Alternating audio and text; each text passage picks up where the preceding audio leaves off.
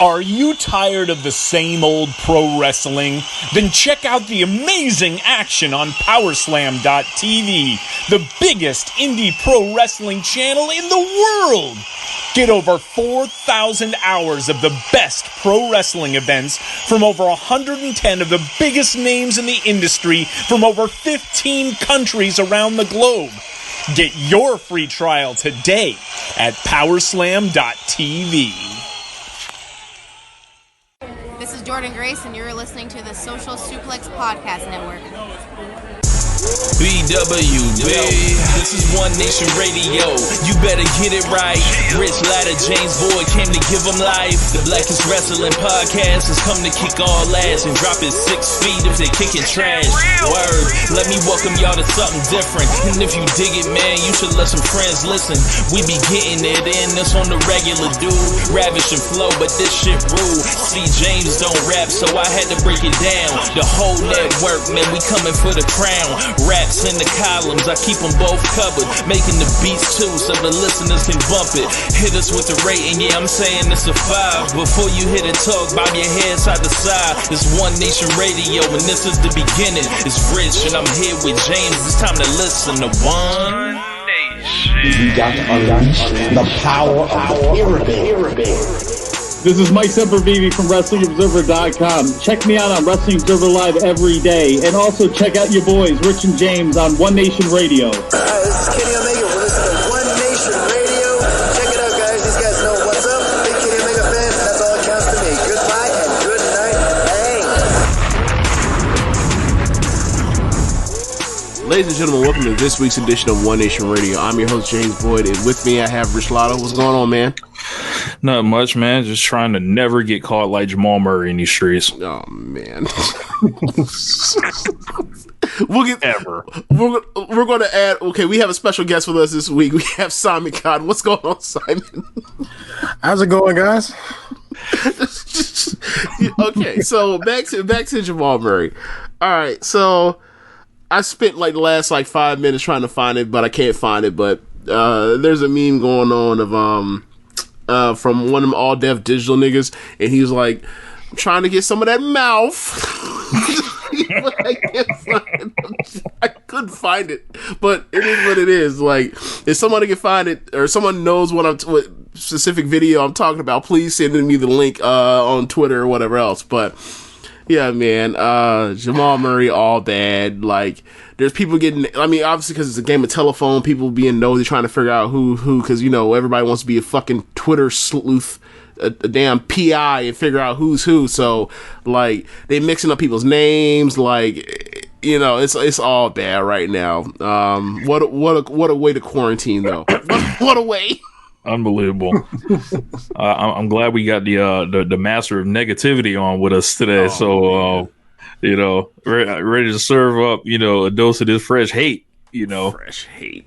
Oh, my goodness. I mean, okay, real quick. Y'all want to talk about, like, now, or do you want to wait to the end so people can just skip it? Or what do you want to do? You want to talk about real life for a little bit before we get into it, or what? I mean, we might as well get into it. It kind of affects everything we're about to talk about. Yeah, that's true. Minus the documentaries and TV. Right. Like, well, yeah, so, what are y'all thoughts and feelings, though, like, since the last week, since we've done the show, as far as, like, everything's going on outside the world? Like, California's on lockdown, New York, New Jersey, I think Seattle is as well. I don't know what the fuck is going on with Florida while we waiting, but whatever. Like, what are your thoughts so far? Wash your hands and stay inside. Follow fucking instructions, please. It's not that difficult. Yeah, it's like a rapidly changing thing because you never really know. Like, I don't tend to trust the president as it is. No, she didn't. Yeah, correct. Nope. So when he's getting this information, and then I'm seeing like a 5-minute breakdown from like Rachel Maddow, like just saying how everything he's saying is a long list of lies, like it regarding the stuff. And then when you have the person that's like I don't know what his official job title is, but he's someone that, you know, is knowledgeable about the disease and like what happens and how Fauci? it can be cured. Yeah. He's like a little kind of guy, and he's standing directly next to you, and he's making faces and putting his hand on his face saying, you can't say this, like right next to him. So it's like, well, what the hell are we supposed to like really take from this? Like, it's just like Simon said, it's just like stay in the house.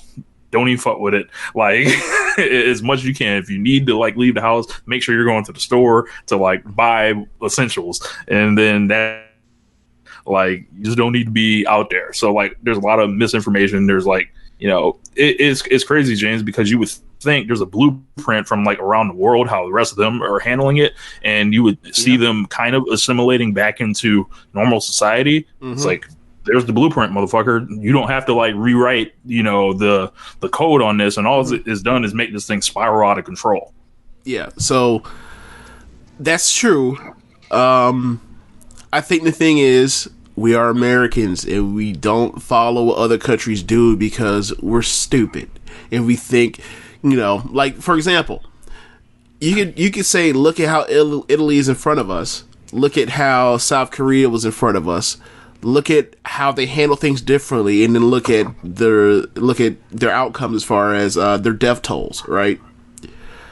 And how, you know, one's already flattened the curve, and the other is like very, very, you know, it's very sad over there. And you can say this is the route you should choose. That sounds good until you remember that if you look at the rest of the Western world and like something like, I don't know, gun control. And you see the outcome of the clear lack of deaths via gunnage. Let's say gunnage, because that sounds right. Gunnery. I think gunnage sounds better. And then you compare that to what we do, and we're just like, yeah, that's cool, but we're America, damn it. So we want all these guns. We want shit to blow up, right? Like we want the shit off the Schwarzenegger movie, to quote Eminem. So we hard-headed. We don't listen. It doesn't matter if Italy is part of the Western world, quote unquote. So you can see like, oh yeah, these are also white people dying too. We don't care. Like, it's one thing when it's like it's some quote unquote the abstract of the racistness of this country to be like, oh, those are a bunch of, you know, Asians over there, you know, just dropping over there. We don't really care, as opposed to, oh yeah, these are people that like, look at England, look at France, look at Italy, like look how they're handling. Like, we don't even care about that. So, yeah, but I mean, I saw this. I've heard people talk about this London model, and it's like, you know, it looks really, really bad. Like, it could be up to 2 million people that die over the total of this because, you know, we don't really know when we're going to have a vaccine for this. We don't know how long it's going to take for people to have herd immunity, for enough people to get this shit to where like the hospitals won't be overran. You already see parts like New York, for example, where they're already overran. You see, you know, parts of California's already overran, and, you know, like Tampa's not, you know, Chicago is next, you know, there's a bunch of, all these big metropolitan areas are going to be overflowed soon. So it's like, you know, especially for Simon, like, stay your ass in the house. Right. Like so anyway, I mean, I don't really have much more to add other than like, yeah, pretty Simon said it very succinctly. Stay your ass in the house, wash your hands. Like, and, you know, obviously, you know, don't touch your face. Use common sense. Like, imagine if this was a super cold or a super flu or whatever else. Like, it ain't no, if you get really sick and get pneumonia or whatever else, you're in trouble. You need to go to the hospital. Imagine, like, if you get sick, there's a good chance that there will be no bed to see you. So, it just got real grim. I mean, that's what the situation is. Like, This is gonna. I think it's gonna go a lot longer than people think it is. Like, people think it's gonna, like, you know, it's a 1 month thing or a 2 month thing. I have my real doubts about that. But then again, like, I'm the person that people call, you know, when our friends call or whatever else when there's a hurricane headed this way and it looks like it's really serious. As far as like, I'm a person that's like, yeah, like, let's try to stay alive. I'm not trying to, I'd rather be overcautious than anything else. So maybe, you know, in my mind, I'm that way. But either way, lots of people have already died from this, and there'll be a lot more. And there's only really one way to kind of keep this shit down is we all got to, put in our part and try to keep our asses away from each other for a while. And it is what it is. Yeah, all those folks that are 10 minutes from where I live that showed up to the beach talking about we gonna, live our lives and they ain't gonna stop us. I'm like, look, man. And that is not the Florida locals. Most of the locals don't even go to the beaches, y'all. That, I don't know. Some of them do, but... Well, I would say the black locals don't. Correct. And bro, I can't count the last time I've been to the beach. But oh, man. How about this? I could probably count the number of times that I've ever went to Clearwater Beach that didn't involve a woman. Yeah. I've probably only been to the beach maybe 2 handfuls of times, but I guarantee you I've only been to the beach maybe like once or twice. It didn't involve somebody that I was trying to fuck dragging me out there. That's just being real. That's it. That's very specific, Jerry. I'm being real. This is just very, very low percentage of time that's ever happened. But let's get to it, man. Transition from there. That's about it. Jesus, speaking of things, that are, just don't, make no sense. And so what's first on deck? Oh man, you sent me the list. I looked at it. I almost said I glazed at it. I skimmed over it real quick, but let me pull it up right now. You had 2 days at WrestleMania. 2 days of WrestleMania to PC. Yeah. One of y'all go. Whatever. Like Simon? Rich, I'll let you start now. Oh, okay. I'll say what I'm going to say after. Okay. So this came out right after the day after that. They were going to be doing that. We did One Nation Radio last Sunday. Monday, the news broke that WrestleMania was going to happen from the Performance Center in front of no fans. Immediately, I was like, "What the fuck are they doing?" I don't get it. And then as the week goes on. They're like, yeah, it's going to be a 2-day WrestleMania at the Performance Center, still in front of no fans, hosted by Rob Gronkowski. And immediately, I was like, wow, this reminds me of like when they had that Crown Jewel show, when they had the murder of Jamal Khashoggi, and then they were like, all right, let's go ahead and bring Hogan back too, and we can slide that in there, kind of under the radar. So it's like, instead of like WrestleMania in front of no fans, now they're emphasizing like it's 2 days of WrestleMania. It's like Vince McMahon wouldn't even lay down for the virus. Like he's like, nah, like this shit ain't fucking up nothing. Like, and I don't know. This is just like so weird. Like they're blowing off all these matches, even though to me, like this card like wasn't really appealing at all. But it's like, if you cared about those matches and you think those matches are big, why are you so willing to throw them away right now? It's, and then you start talking about the individual people like that have potentially big moments like lined up for them. It kind of sucks. And then WWE's proclivity for doing bad empty arena shows so far. And it's like, I thought WrestleMania was going to suck anyway. It's only going to suck even more now. Simon? So before I say what I need to say, let's get the first thing out of the way. Nobody seriously needed to see this show. Nobody really demanded this show to take place with all the warnings of all the things that are currently going on right now. If people aren't mature enough and smart enough to realize that maybe postponing this is the best idea for the health of the people involved, for the health of the wrestlers and everybody who will be taking place in this, then their opinion doesn't really matter in this case. That being said, let's look at the actual show. This is going to be, WrestleMania is known for being a show that's held in stadiums since I think they got into the 20s, where it was consistently a stadium event, like 23 or go onward or something like that. Mm-hmm. 23. Yeah, WrestleMania 23. Yeah. So 2007. Yeah. So this it's become an event that people expect to see. It's on a monumental stage with some type of set design and all these other things. Mm-hmm. It's not meant to be some cramped show in some performance center that could easily take that looks no different than a show in a small arena. Like this is The last time WWE was in a small arena for WrestleMania was WrestleMania 2 in Chicago. But it wasn't like a place that only fit like 200 people though. Like yeah, like this is like super extenuating circumstance. Another thing is like WrestleMania 2 was also took place in like 3 different events. So like weren't they in Madison Square Garden for the New York part of it?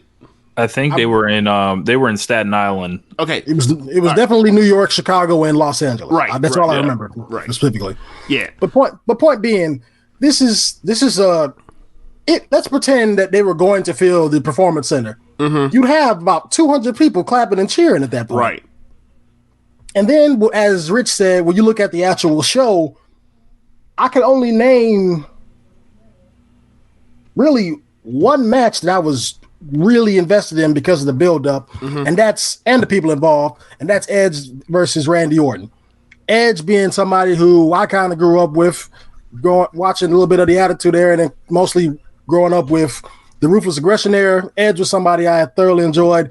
His feud with Randy Orton has been really good. It's the only consistent aspect of WWE programming that has been good that anybody could easily say, yeah, this works. I look at everything else on this list, and some stuff probably still has decent build-up, but a lot of it is just stuff I don't really care about. Prime example, Brock Lesnar versus Drew McIntyre. The build-up has been okay. It's kind of the stuff that we should have been seeing with Roman Reigns and his build-up to Brock Lesnar and that championship match at WrestleMania 34. And that's one of the reasons why I'm kind of not interested, because this is something we should have gotten before somebody else.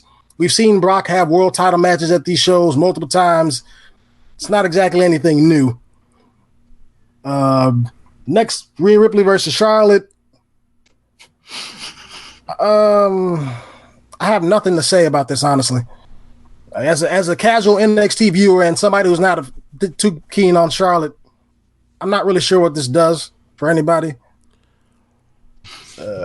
I'll let y'all come back to that later. Becky versus Shayna. Now, Shayna I am familiar with.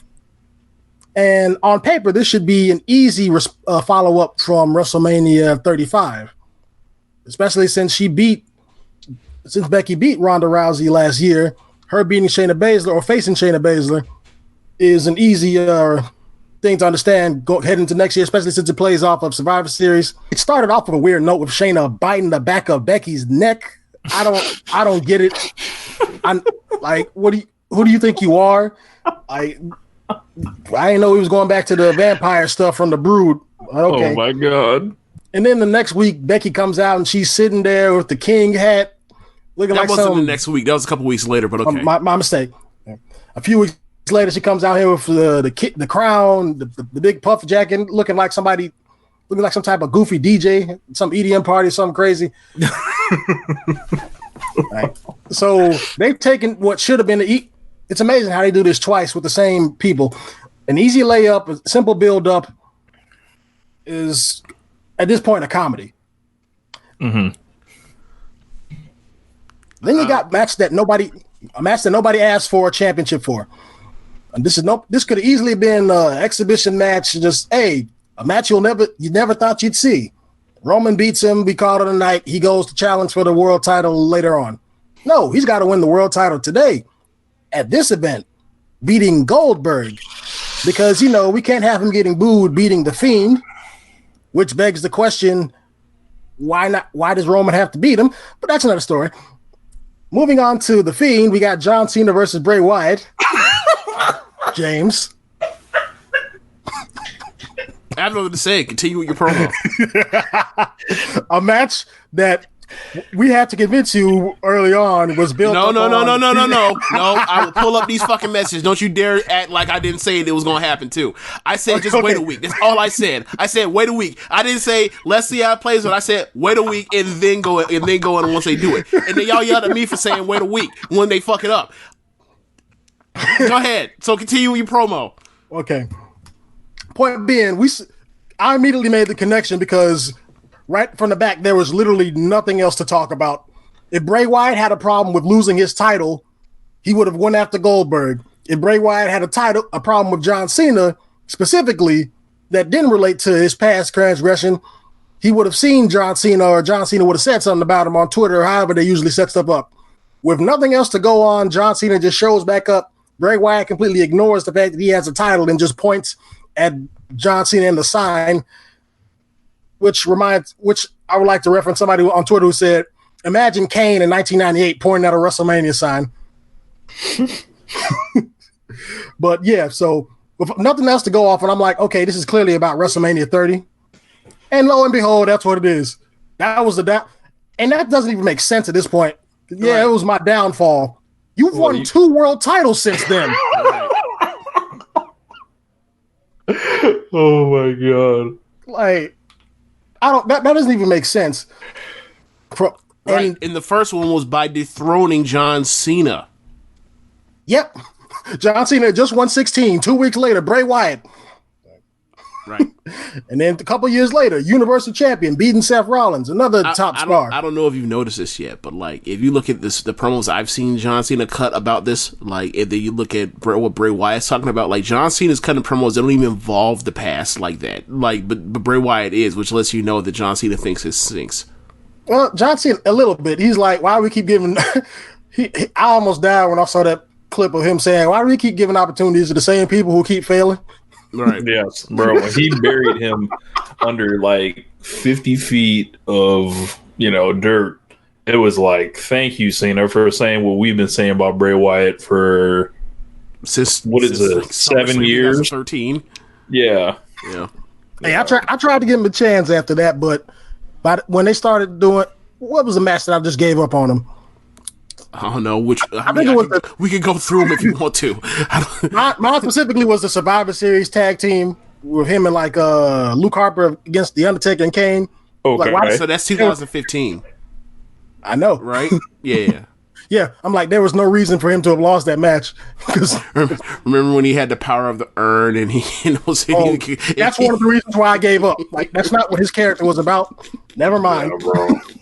But there's a lot I can say about this match. Remember when that man had the power to let off pyro? Remember that? And I don't mean pyro like Kane, Undertaker, fire pyro. I mean like the Edge, Morrison, colorful like rainbow like pyro. It's like what the fuck is even going on, man? Like he was shooting lightning and shit. Like CG was it CGI lightning? Yes. Yeah. So this match, John Cena versus The Fiend. It's going to be about the same as what you saw at WrestleMania 30, but with no selling from Bray Wyatt being more prevalent. Do we know if he's breaking out The Fiend for Cena or what? It's The Fiend. If he doesn't, okay. So imagine how stupid this would be if The Fiend challenges John Cena to a WrestleMania match and Bray Wyatt's goofy ass show up. Man, look, I don't know about you, but either way, it's either Bray Wyatt with a mask on and pants, or Bray Wyatt with the Mr. Rogers on. Either way, it's Bray Wyatt. Look, I understand. That's what I've been saying from the get go. Okay, that's what I was saying when this whole gimmick debuted. I was like, it's Bray Wyatt with a mask, big deal. But if they're gonna spend all this time building it up, but then again, just because something makes sense doesn't necessarily mean WWE is going to do it. Moving right along, The Undertaker versus AJ Styles. Something that doesn't make sense. So AJ got off though. What'd you say? AJ got off though. Like that promo, he fucking murdered it, dude. Bro, it's like Rick, I'll let you go ahead with this one, man. It's like even if like they let AJ Styles say all this shit, right? Like just burying the Undertaker with the truth, right? Like he's when Undertaker he lost to a dude he buried with the truth. Yes, I know. Well, yes, and it's like. Well, what do you do now, AJ? It was like, never mind that shit. Here comes Mongo. Like, nothing means anything. Nope. Like, first of all, if this was AJ, I think I talked about this a little bit in the Social Suplex group where I asked if John Cena had wrestled The Undertaker, would the match have been any better at WrestleMania 33? I think Caleb put it the best when he said, CM Punk and Daniel Bryan wouldn't have been able to get anything good out of him at that point. I remember that was also the year where like he looked so bad in that Brock Lesnar, Undertaker, Goldberg Royal Rumble, and because he had like got hip surgery like weeks before, so like he was done, like, or not done, but like he looks so bad that like no one can really carry him in the way that like a WWE match is done. So, you know, it was a wrap for him at that point with anyone. Like he was just stationary and couldn't move. Like his mobility is better from that point, but still, it's like he's at a point now where like he's had consistent stinkers since 2015. It's like, you know, maybe WrestleMania 32, if he wasn't out there with Shane, he was in there with someone else. Like he could have had another banger. But, you know, really at this point, his only good matches of the last 3 years have been like these tag matches or whatever else, like that Roman tag match earlier in the year. Is that the only tag match? That's it. Yeah. So that's the only good match he's had in like the last 3-4 years. Like, there's no reason that this shouldn't be Aleister Black and The Undertaker teaming up as a tag team to fight the OC like 2-on-3. Maybe Aleister comes out. Like, he ain't doing shit, right? Right. So I just think it's a feud with, you know, two guys past her, one guy far past, like, he's a parody. Undertaker's a parody of himself at this point. He's an entrance, and we barely even got that now because there's no fans there at WrestleMania. So, and AJ's a dramatically different wrestler than he was as recently as 2 years ago. 2016, 2017, AJ Styles, and I haven't even seen a glimmer of that since the match with Seth Rollins last year. Yeah. Yeah, so it's not like at this point. At this point now, he's like a 3 and like he's a guy that like he'll give you TV bangers. Like earlier in the year, he was like that like he had some matches on TV that were really good, but like I need you to go 15 plus minutes on pay-per-view. Nah, he don't want to, like, he doesn't want to do what it takes for what, you know, what he used to. He doesn't do what he used to do to have those kind of matches, and like that that's clearly a choice in his life. Like he is like the old guy. He's like the old guard that no longer goes into the lane and gets like 8 free throws a game. Like he's like, nope, I'm taking jumpers now. I am taking jumpers. I'm done, and that's fine. Like it is what it is.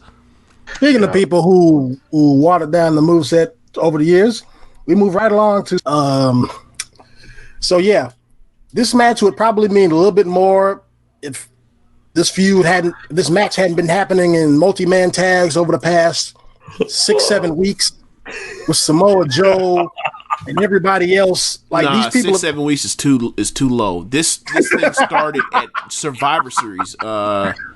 This started Survivor Series. This has been going on for 5 months. Yeah, I'm glad you brought that up.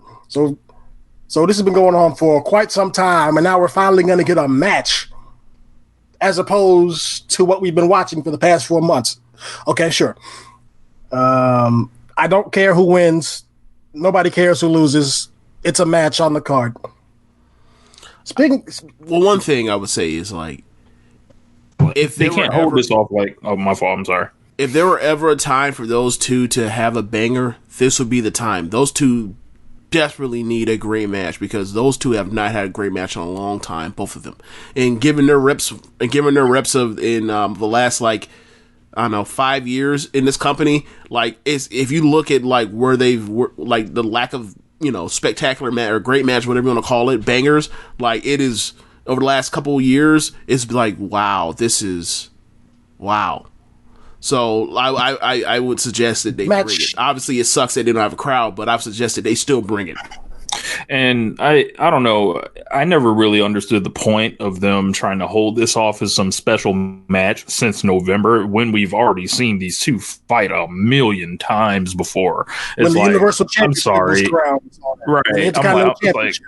I'm sorry. Like, they could match stuff up with like any of the, like, you know, they have a million guys that can work on Raw. Like this, like in Owens, like you could have matched him even with someone else, and it's like the Seth Rollins Kevin Owens pairing that does nothing for me. Like it's not like either one of them is wrestling Daniel Bryan or something, like, or they were building to like a Seth Rollins Daniel Bryan match, even though it's been like years and years and years since people have seen that. Like but 2014, yeah, like or like or one of them fighting like Andrade or something, right? Like it's not like some fresh thing. So, and I kind of thought the reason they were feuding was stupid, and not into it really at all. Can you even explain the reason why they're feuding? No. I think Seth said something. I think like he said something about Kevin Owens, like, you know, you really want to be in NXT and you're not loyal to Raw and something like that. And then, you know, Seth turned on him. Seth is a rah fake. Seth is a rah heel that doesn't realize, or baby face that doesn't realize he's really a heel. Kevin Owens realized that he's a fake. They have tension over that. Then it led to the match at or the Survivor Series and Takeover War Game stuff with whatever else. And then all of a sudden, like, Seth is a slow burn heel, and then he's out here and he's the Monday Night Messiah, and now he's like a mid-carder. After never being anything lower than like the number 3 guy in the company. For the last, like, since 2000, let's say like 2015. So like it's really, really weird.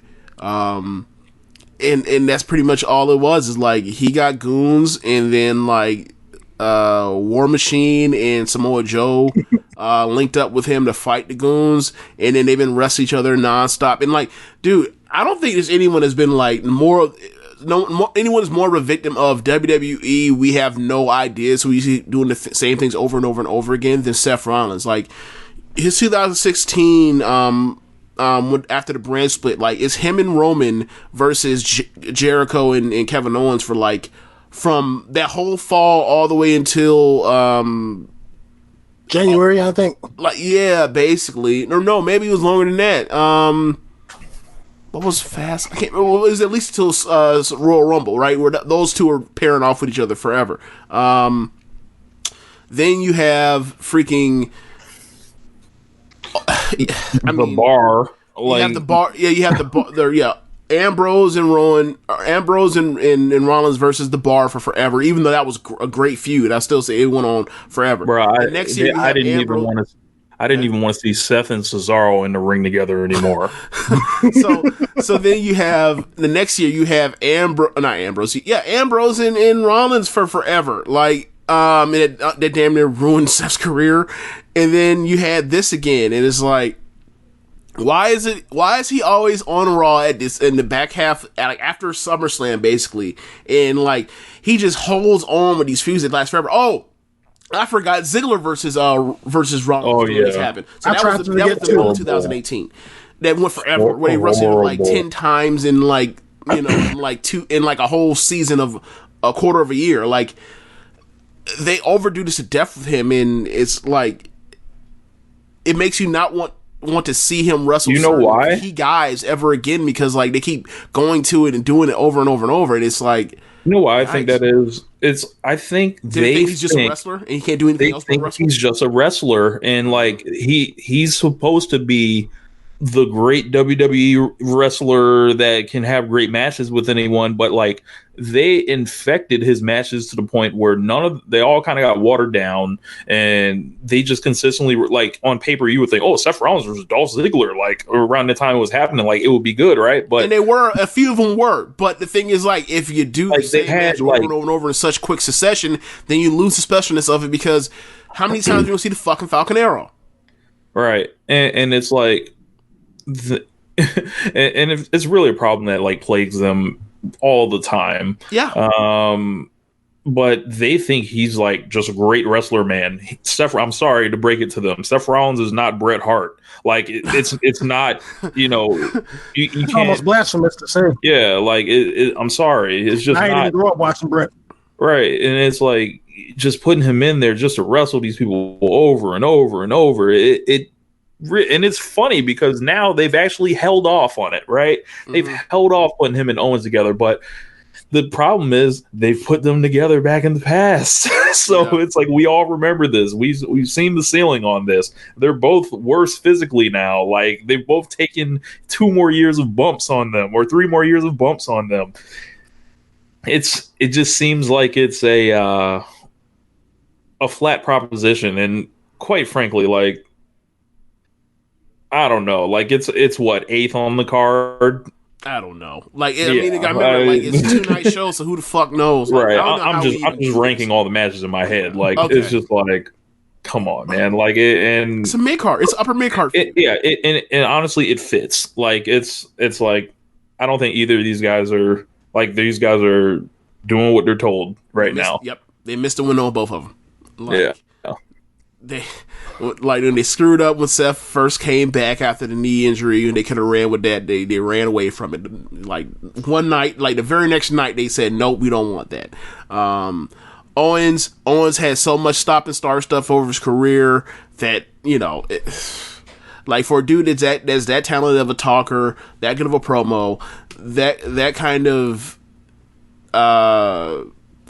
of heel, and a person that like had an opportunity for the babyface run, and like obviously, I mean, I don't know how much of it is, they just did that because they just needed something else to do with him besides be a babyface. They never really, like, their heart was never actually in trying to make him someone that people loved. And, how much of that guy also got messed up, just like, the Kofi Mania thing taking off. It's just like, it screws it up, but like when he's supposed to be a babyface, he does all this babyface work, and then he comes in and then like he has to play a heel to Kofi immediately, and then like a couple months later he's a babyface again. It's like, well, what the fuck? Like what?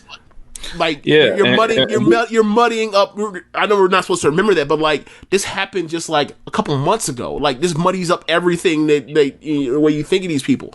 And I don't mean in a way that was like it's shades of gray. I mean like no, you're just like. Nah, bro, like that motherfucker was diabolical. Just was diabolical, unquestionably an evil motherfucker. It's like, nah, that's not how that works. Like there has to be some type of like arc towards redemption. Like, and I thought they did that very well with Seth with Ambrose in 2017. That's one of the last times they've done it very well, and they didn't do that with Kevin. They're just like, oh yeah, he's on Raw now. You should like him. It's like, okay. I did not expect us to talk about this match for this long, man. Yeah. Y'all had some stuff to say. I mean, it's a microcosm of like a lot of things. Yeah, like I mean, you can look through any person, like any of their upper mid carders, and like just look at like where they failed them creatively with just. Okay, so I remember I was listening to a podcast with Spencer Hall and Bomani Jones this week, and they were talking about the NCAA tournament, about how like. It was one thing when you only had CBS to watch March Madness, and like you basically had somebody could take you to where the heat was. It was almost like the Red Zone channel, except for college basketball. So like you thought like all these college matches or college games were great, and they were going out to the wire, and then someone hits a big shot or somebody makes a huge mistake or whatever. So like the drama and the stakes of it like made it feel like it was much bigger than it is, and then like. They got those big checks from Turner and CBS, and then they put all the matches on, all the games on. And you're just like, yo, this is a lot of bad basketball, right? So it's like it's one thing to be like, yeah, they had to do this to get this big check, whatever. It was like, yeah, sure, but how about this? It's a less enjoyable experience. So like the 3 hours over all these years is still just eating you up. Of like. Yeah, you understand why they did it, but it doesn't mean like I have to cut you slack, or it doesn't mean I have to pretend that like this is as enjoyable as it used to be, because it's not. Yeah, that's a perfect way to end it for that conversation, at least for that match. Yeah. Moving right along to the 6-pack challenge for the SmackDown Women's Championship: Bayley, Lacey, Evans, Dana Brooke, Tamina, Naomi, and Sasha. I can name 4 people who need to be removed from that match. So who should be Bayley's challenger? Sasha. I mean, there's really 2 people that could have been it, or actually no. Like in WWE's mind, there are 3 people that could have been challengers. So they said let's add, because we know that the one that we actually want is the third person, the third most. Deserving person, third most over person. We'll add 2 other people so that we can be like, well, we added a bunch of people, so you can't complain that Lacey's in here. So, like, Dana Brooke's in here too. So, no, my point is like they put in Tamina and Dana Brooke, and they put in Tamina and Dana Brooke because they were like, all right, well, we know that like Lacey has a business being here, but we really like Lacey, but like we can't like. we have no justification for putting her in here. So let's add 2 other people that have less justification, so that like no people will complain about Dana Brooke and Tamina more than they will about Lacey. Because like it should either be a triple threat match with Sasha and Naomi, or Naomi's a challenger, or Sasha's a challenger. But I mean, why should Naomi be the challenger? They've been doing nothing but beating her left and right. Right. You're right. The problem is like she was over, and people remember her being over, and like everyone knows that the WWE's on that bullshit. So it's like, all right, if you want to do that, like, we're not dumb. We know what you did. We know that you didn't want to do this. So like, their idea was, all right, well, we'll throw Naomi in there so people won't complain. We'll throw Sasha in there because Sasha's status is too big to not have on WrestleMania card, and then people remember like what happened last year at WrestleMania, and like this would be some type of punishment. And then they're like, well, we really want Lacey, but Lacey is like out here like botching fucking springboard planches and shit. So we want her in there desperately. It's not in. We'll put her in there, and we'll put these other 2 people in there, and there's your match. And it's like, there's somebody I'm forgetting. Who's in there that I'm forgetting? I said Bayley, Lacey Evans, Dana Brooke, Tamina, Naomi, and Sasha Banks. 1, 2, 3, 4, 5. That's all of them. Okay. And justification for no. You know who I forgot? You know who I forgot? The fucking champion. Yeah, I was gonna say her. Just having an all-time horrible run, like as a champion. Like, I don't know if it's all-time horrible run because nothing worth a damn. I can't speak on it. Nothing worth a damn. If I can barely remember that you're the champion, and I can't think of one thing you've done that's really done anything substantial or exciting for me, it's usually a horrible run. She's she's improved as a promo. Like, she's not the awkward promo that she once was. But nobody believes that shit though.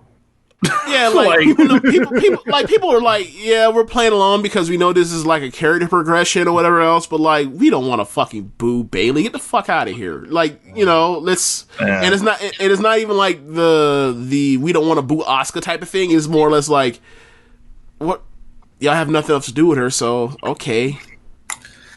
Yeah, it's, you know, at least that's my perspective. Like, I don't see anyone that's like, yeah, she's you know, she's awesome. Like, you know, like, nah, she's okay. And we still respect her from what she's done in the past, but like, that was 5 years ago. This is a dead division. Yeah, I was just gonna get to. I was just gonna get to that. I'm like, how is this? Like, you know, it's as much shit as, you know, AEW gets. I'm like, how is SmackDown remotely better, or even not even worse? Like, this is throw them tag belts away for months. It's been this way for months and months and months. As like the most interesting thing that's going on in their women's division right now is the Otis stuff. It's Amanda and Otis and Dolph Ziggler. Damn, and what happened to her?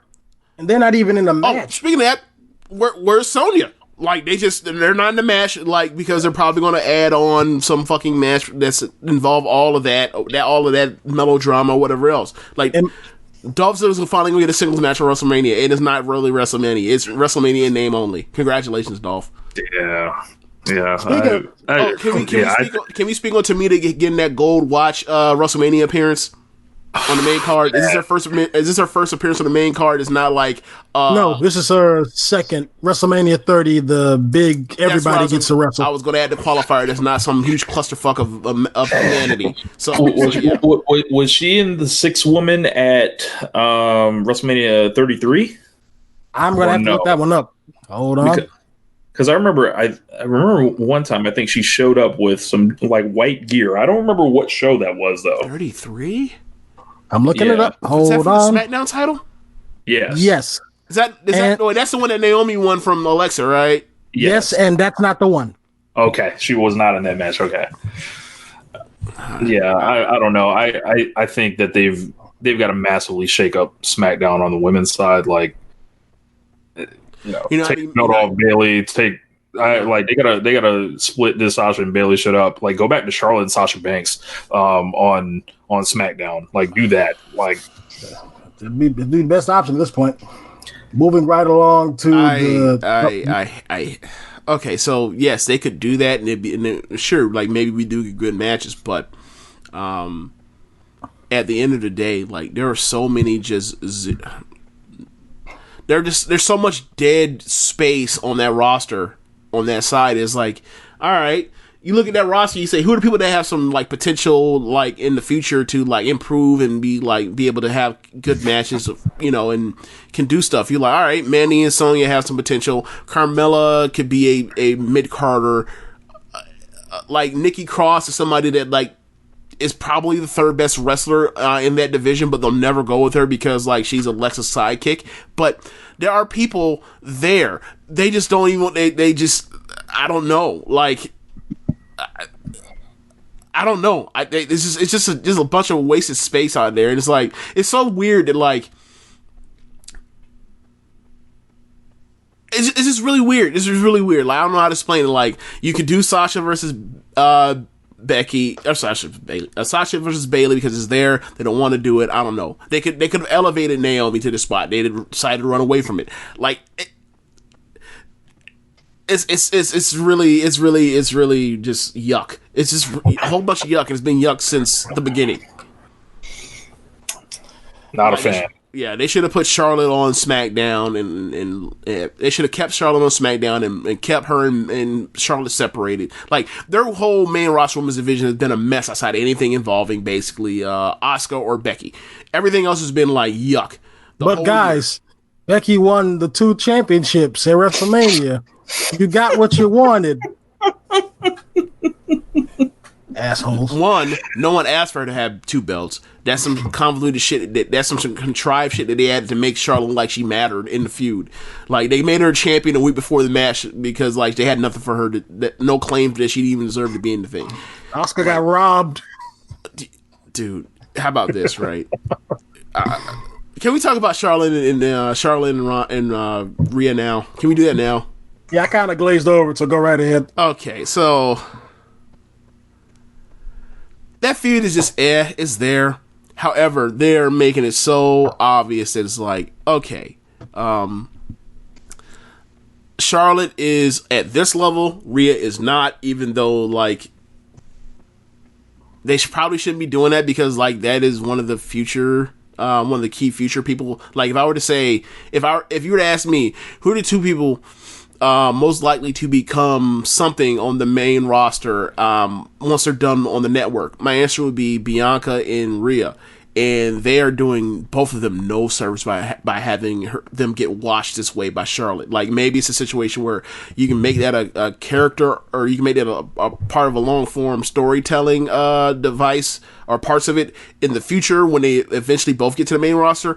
But then again, this is WWE. They don't do long form storytelling. Like, there will be no road to redemption for these 2 overcoming a couple years until now. they want to. Yeah, like it'll be something they put in a video package, and it'll work for the video package. But the actual like week to week television will not reflect this at all, right? It won't make sense. Like, it'll be nice for the video package to make it make sense and sweep all the other nonsense they do. But they showed they did this Rhea Ripley interview for like it's like 15-20 minutes at the end of NXT this week, and they showed the end in highlight package form of Charlotte versus Baszler at the end of Royal Rumble, and they showed they like, I don't know why they didn't think this looked stupid, but they made Shayna like a fucking moron. Charlotte skims the cat. Shayna gets in the vicinity. Charlotte catches her, traps her with the legs around the neck. Shayna gets those legs off of her neck and like toss her over again, and then Charlotte just skims the cat again and then eliminates her the same way. Yeah, and I was like, I remember when it happened, I hated that finish because it made Shayna like a fucking dumbass, and to see them do it in super slow motion and to replay it again is like, you're really making this woman be a fucking idiot. Like, whatever, man. Like, Shayna should have won it. They decided to go with Charlotte so that she could have a match at WrestleMania as justification for why she was in the match at last year's WrestleMania. And it's like, you guys are doubling down on bad decisions, like, to validate the bad decision you already made. Like, no, man, cut bait, cut your losses and move on and do something constructive. Like, and then it was funny because they did with Rhea.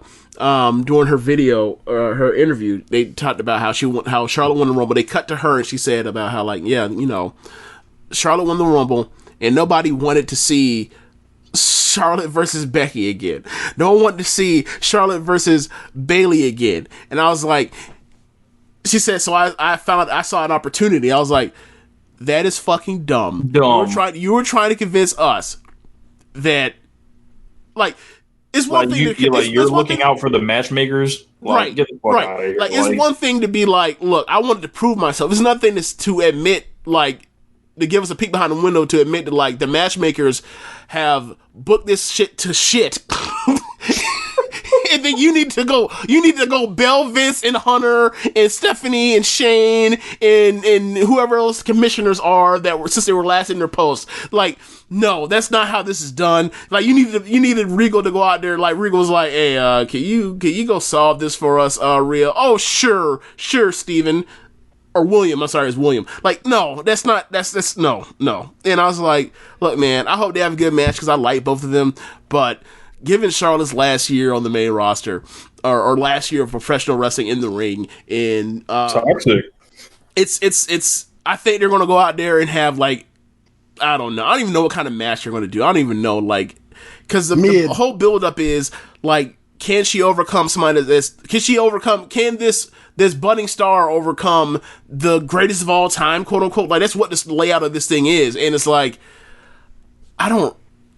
given the last year that Charlotte just had, and like how much hotter like Becky is than her right now, that is fucking absurd. And like, you look at it now, it's like, living legend. Like, go ahead. Like, nah, man, I'm sorry. I'm not buying the Okada Tanahashi-ism of this, because, like, if you look at, like, Wrestle Kingdom 10, Okada was already the champion, but, like, Tanahashi was, like, the guy, but, like, we already knew that it was just different.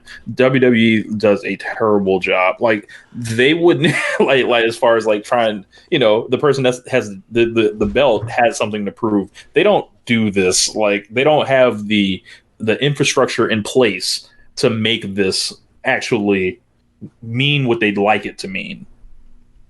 Right. And, like, I feel like from the perspective of getting over a story, like, the only person that's putting in their half is Rhea. Like, you see these video packages of her, like, talking about, you know, multiple ones. We're talking about, like, her upbringing, talking about her run through the indies, talking about how, like, you know, she was too nice in the Mae Young Classic and NXT to start out. She needed a change. She was tired of the comparisons to Charlotte, so she decided to come as opposite of Charlotte she possibly could. And then she found her success over the last, like, year and a half or 2 years or whatever else. And, you know, the NXT UK Women's Champion, NXT Women's Champion, the obstacle of being the person to take out Shayna, and now, like, the next obstacle is now Charlotte. Like, so, like, you listen to all that stuff I just laid out for what the path was for Rhea to get here, and, like, what the challenge is. Now, look at Charlotte. What does Charlotte have to do with any of this from a emotional standpoint of you wanting to root against her? She's just there. And it's like, I really like Charlotte, but, like, at this point, she's basically like a Seth Rollins, Kevin Owens, Randy Orton, AJ Styles, which is like, these are just people that have been established and they're just there. They're not there to, like, really engage. Well, Randy Orton most of the year, except for WrestleMania season. That's when he turns it on. But you get my point. Like, they're just people that are just there, and it's like, okay, like, I'm familiar with this character, so that's cool that I'm familiar with it, but it's like, there's nothing else, there's no new challenges, or there's no, from a perspective of, like, it's her a character, mirage. as opposed to, like, the thing of, like, can she come back and reclaim something that she once had before? Okay, that's there, but, like, she's not saying that, she's not even, like, you know, emoting it as something. There's not even a good reason for that. She more or less, like, character-wise, is like, Rhea came out and she shrugged her shoulders and said, okay, fine. Mm-hmm. Like, there's nothing. If you knew you were going in this direction, right? Like, you could have, like, made this be worth a damn at Survivor Series. Right. You could have had, like, Rhea just, like, embarrass her or something, like, at Survivor Series, or, you know, something like that. Like, put her through a table to be counted out or something. Like, right. Do something like that. And be like, oh my God, Rhea Ripley's, like, really, like, taking it to Charlotte. Why is she, you know, taking it to Charlotte like this? And, you know, it's one of these Brock Lesnar feuds. It's like, I take that back. There's been more back and forth than that, but Like the real telling thing for me was 2 weeks ago on NXT when Charlotte comes out and she should have got Geek of the Week nomination for this, but like Dakota was so high on the list that I totally forgot about it. But she comes out, Charlotte comes to the ring. She's in these high heel boots that go above the knee. So she gets it. She tries to get into the ring, and while she's in the ropes, Rhea attacks her. And then, like, from there, like, Charlotte overcomes her, overwhelms her, beats her ass, and then puts her in the Bret Hart post figure 4. And this is like, and I was like, yo, like, she was in the ropes, you jumped her, and you got your ass beaten and clean with someone that's wearing fucking heels. Like, Jesus Christ. Like, I don't know. I do not know. But the only time she's ever laid out or she's ever gotten the better of Charlotte is when, like, Charlotte was at a clear disadvantage. And even then, she still loses. It's like, I don't know. Maybe better off she did an injury angle. I don't know. I just don't. But man, if you're Charlotte, you need to change this to a heels match. One of these days, we're gonna get the Charlotte Flair heels challenge. So it's gonna be her versus Mickey James, huh? That's gonna be the person who's gonna have to stop her. But yeah, they don't. But last year soured me on any type of injury angles for women's matches, so I'm good. I didn't mean one where it's like, oh, it's a fake injury and like they're quote unquote not cleared, even though they keep continuing to like do wrestling activities every single week for 7 straight weeks. I meant like, oh, she has a limp. What would that mean for WrestleMania in 2 weeks? Or, something like that. Like, the figure 4, the figure 8 is, like, devastating. How will she overcome that? Something like that. Like, I don't know. Like, they want to make this... I feel like they're resting on their laurels with, like, the fact that, like, they're like, okay, it's Charlotte, so that's good enough. Like, nah, it's really not. Not at all. Like, we need, like, more than just, like, the fact that there's a name on this match, and, like, it's the NXT Women's Champion. And like they're doing a good job on NXT getting like Rhea over as a character, but they're like none of that's on Raw. So like people, like I think that people still be like, okay, this woman that's on Raw, okay. Like I'm supposed to not cheer for Charlotte, okay. Like they're doing a bad job on the main roster for like, in my opinion, for like you wanting to see or care about Rhea. Like I understand they did those matches at Survivor Series or in that whole build during the Invasion deal, but like that was November. That shit gone, bro. Right, that was November, and like you've ran completely away from it. Hey man, at least we can confirm they're not going to get a reaction at the stadium at WrestleMania this year. Look, how about this? Since there is no crowd, can we get like a normal mat or normal card layout as opposed to like putting like the second biggest match like an hour in? Can we get a regular like layout of a card where like the most important shit's at the end? Actually, you can't do that because it's split up in 2 days. Like Vince said, no, we refuse to go out here and have a regular card layout. All right, can we move on from this? Moving on to way too much time. SmackDown tag team match. Yeah, the triple threat between The Miz and Morrison, New Day, Usos. This makes me sad. I hope it's good. Who cares? Who could possibly care though? Yeah, moving on. Morrison came back just to be in tag matches. Okay. Hey, get them checks, Morrison. Yeah. I'm good. I could say many things about the New Day via Kofi Kingston, but I'm not going to do it.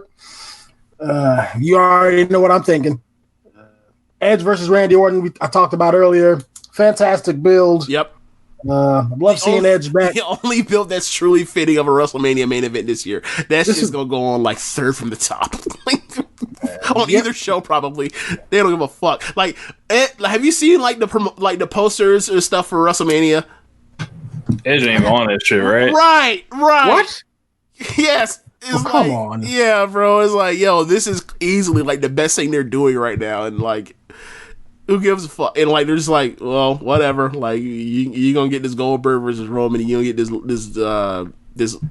Lesnar versus McIntyre. You ain't, all the emotional weight of a return of like a WWE Hall of Famer, like one of the like quintessential guys of like the last era. Never mind that shit. We've just put that shit here in the sixth hole, whatever. Like we gonna call that shit Hideki Matsui on the fucking 09 Yankees. Like it's great, but like we think the card is so deep.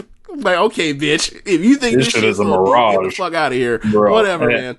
Yeah, it looks like it's gonna be a last man standing match. So just go full. Go full empty arena with it. It should be the best. It should be the best match on the card. I don't like now we have that stipulation. Knowing what we have is this like incredible like feud of promos and emotion and depth in a way that you rarely ever see in WWE. It's like on the main roster is like I'm rooting for this thing to be great. Like I truly am. I'm truly rooting for this thing for them to get 4 stars or whatever else and get the fuck on. I really am. I can't wait to figure out how they're gonna mess it up. Oh God. I don't know. Kristen's gonna come back and hit him with a ladder or some shit. Oh my God. Yeah, I don't. Look, good for them that they've like taken this seriously and try to make it mean something. But like, poor Edge, like you finally doing your comeback match, no fans. Yep, that has to suck. On this day, silence. Exactly. Yeah, I almost wish there was some way they were like one of them hospitalized the other one and like they didn't lay it until like the next huge show like a SummerSlam. Like, you almost feel that way, but you know, it is what it is. Edge would get a massive pop at SummerSlam, but yeah. Moving on to Elias versus Corbin. If there is, no one asked for this. I'm not. I don't want to talk about this. Damn them for booking this. I don't even want to talk about it and give it any type of energy. I think it's funny. Say what you got to say. I think it's funny that at WrestleMania 34, like, actually no, you know what this is? Remember what match was it? The Rusev, Orton, and Jinder Mahal and somebody and Bobby Roode or whatever else at WrestleMania 34. The United States Championship match. Right. Remember when it was like we just gonna make a makeshift match because we have to justify putting like this former world champion like heel or top heel in the division of in the brand of Jinder. Like we invested like a whole year on this dude and it fucking sucked, but like we have to put him on a WrestleMania main card. Like this is the same thing with Corbin. Like he sucked, but we have to justify the fact that like he sucks, so he has to be on this card. Well, do you want to put him there with someone that's valuable? Fuck no, put him in there with Elias. Yeah. I don't see Triple H rushing to have this match. Yeah, why Triple H ain't come out of retirement for this? You know, Triple H ain't no damn fool. You know. Yep. And then the last match that's been really promoted is about to be official is Sami Zayn versus Daniel Bryan. I mean, it's cool. Like, I think they're gonna have a great match. I think they're gonna have a great match, but we all know Sammy's a geek. Right, like no matter how good the work is, no matter how good the mic skill is, no matter how passionate he is as a promo, he's been geektified, and I think a lot of that. I mean, I don't know what they do to wash that off him, and I don't, quite frankly, like they have no intention of actually washing that off of him. I think a lot of this is like Daniel Bryan is picking the people he wants to work with because he values like Drew Gulak and people like Roman and people like Sammy and Nakamura, AJ, whoever, all the people he's wrestled over the last few years, aside from probably like Big Cass. Even though like he probably didn't fuck about wrestling because like if I don't do it, I don't care. But at this point, he's just doing what he wants, and if he wants to wrestle Sami Zayn, good for him because like those two can wrestle their ass off. So like this has a chance to steal the show because it's those two, and we know what those two can do. In any other company aside from WWE main roster. If they were NXT, you can go and pistol in 4.5. But we'll see what they do. Hopefully they'll get more than 12 minutes. Hopefully. Yeah. It's 2 shows. And that pretty much wraps up the entire card, split up over 2 days. And since we're going to talk about DIY driven Daniel Bryan. One second, Simon. Gargano and Ciampa later. Okay. They've just Daniel Bryan like is right now talking about he's about to drop down to being like a part-time wrestler now, like a dude that's worked this hard to come back and everything like this, and they've driven him to the point of saying, you know what, fuck all this. I couldn't imagine. I don't know, man. I'd have been fine if they just left him off the show. Like it's like, yo, you putting him 9 from the top, 10 from the top, damn near. I don't know why I would ever fall for this. Like, like I feel it played like with how they've treated Daniel Bryan since he's come back, and as you mentioned, Sami Zayn's a geek. Left. We saw him wrestle Sami Zayn 2 years ago at WrestleMania in that tag team match, which was like nothing, and it's like because they wanted to play up the injury angle from WrestleMania 30. Like we needed a fucking reminder, like we ain't got the network. Yeah, and it's like it's his first match back. Yeah. Oh, okay. And say Daniel Bryan wins, right? Let's do it again. Say Daniel Bryan wins, right? It's like you're sentencing him to being the secondary guy under Roman Reigns. Like, fuck. Not to mention with the fact like I'm it's like just fuck off. Like I don't. Not to mention it's a title he's already held before in this exact same scenario where you almost did this the first time at all. No, and the best part about it is like he's probably going to like two things. Either A, he's going to lose the Intercontinental title match, which means like he like is undeserving of another title shot, or B, right?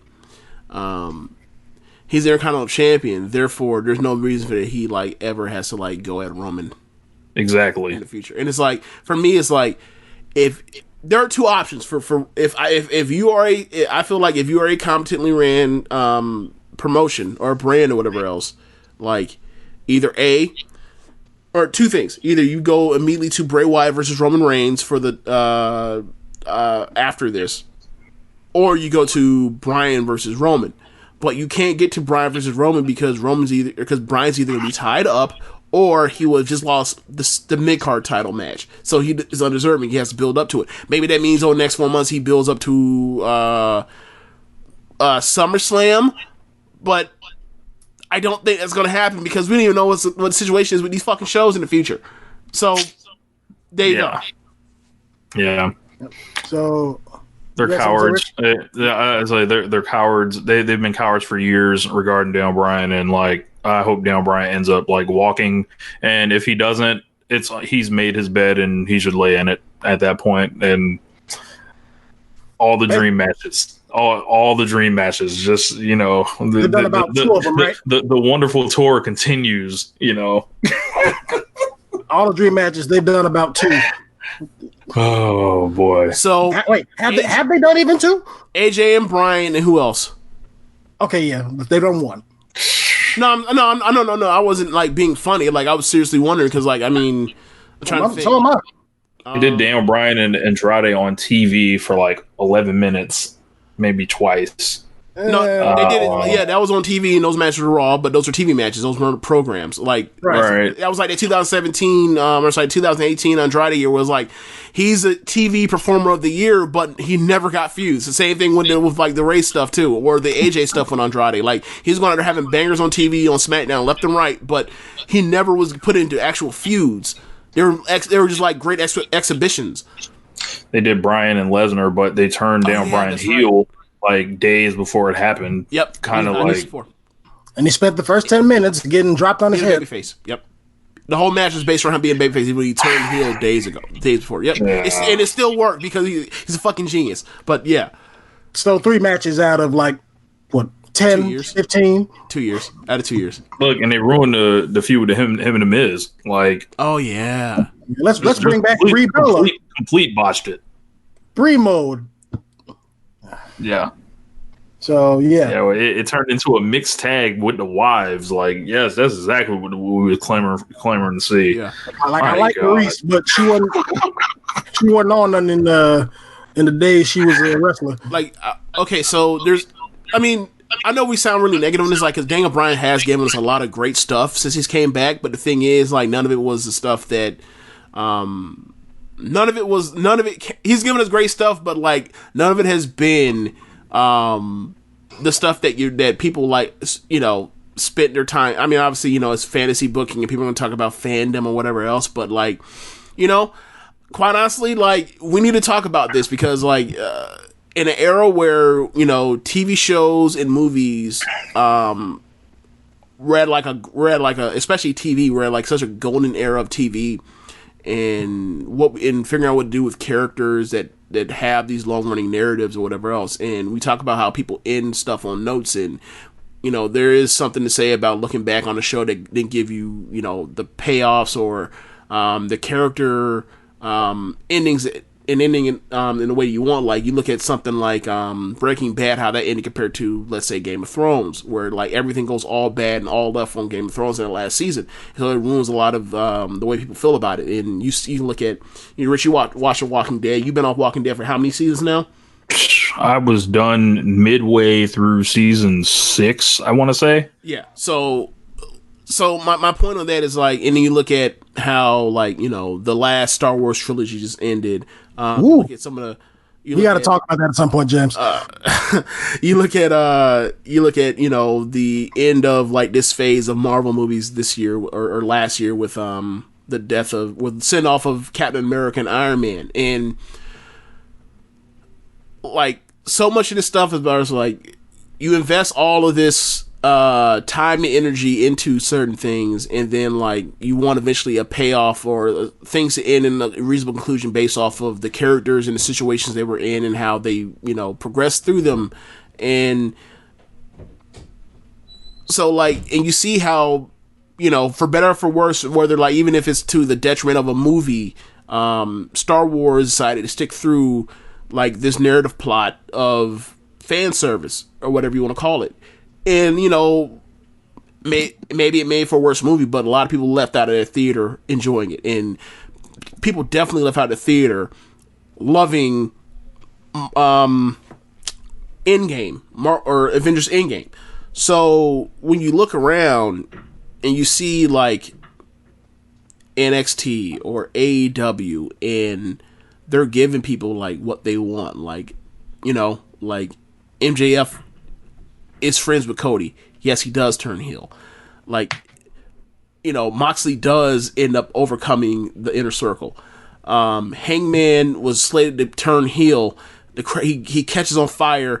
They just leave it where it is, and they're leaving for more development along the way between Matt and Hangman. NXT gives us that marvelous piece on Gargano and Ciampa this year that makes you look up and realize, like, yo, this is like one of the all-time greatest feuds and rivalries in WWE history.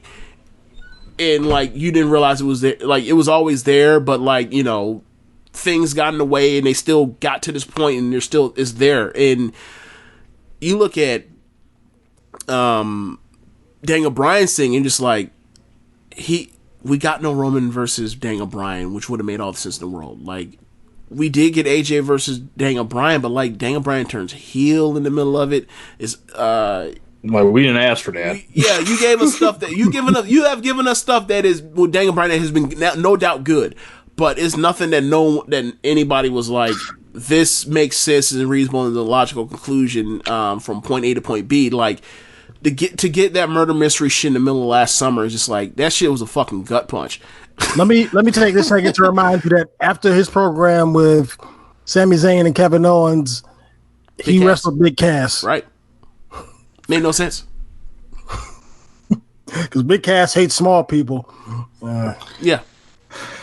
And it's like, I called disaster was on the way as soon as they reformed Team Hell No. I was like, oh my god! And I believe I had like a 10-minute rant. One of the solo shows, just like, this is stupid. This is bad.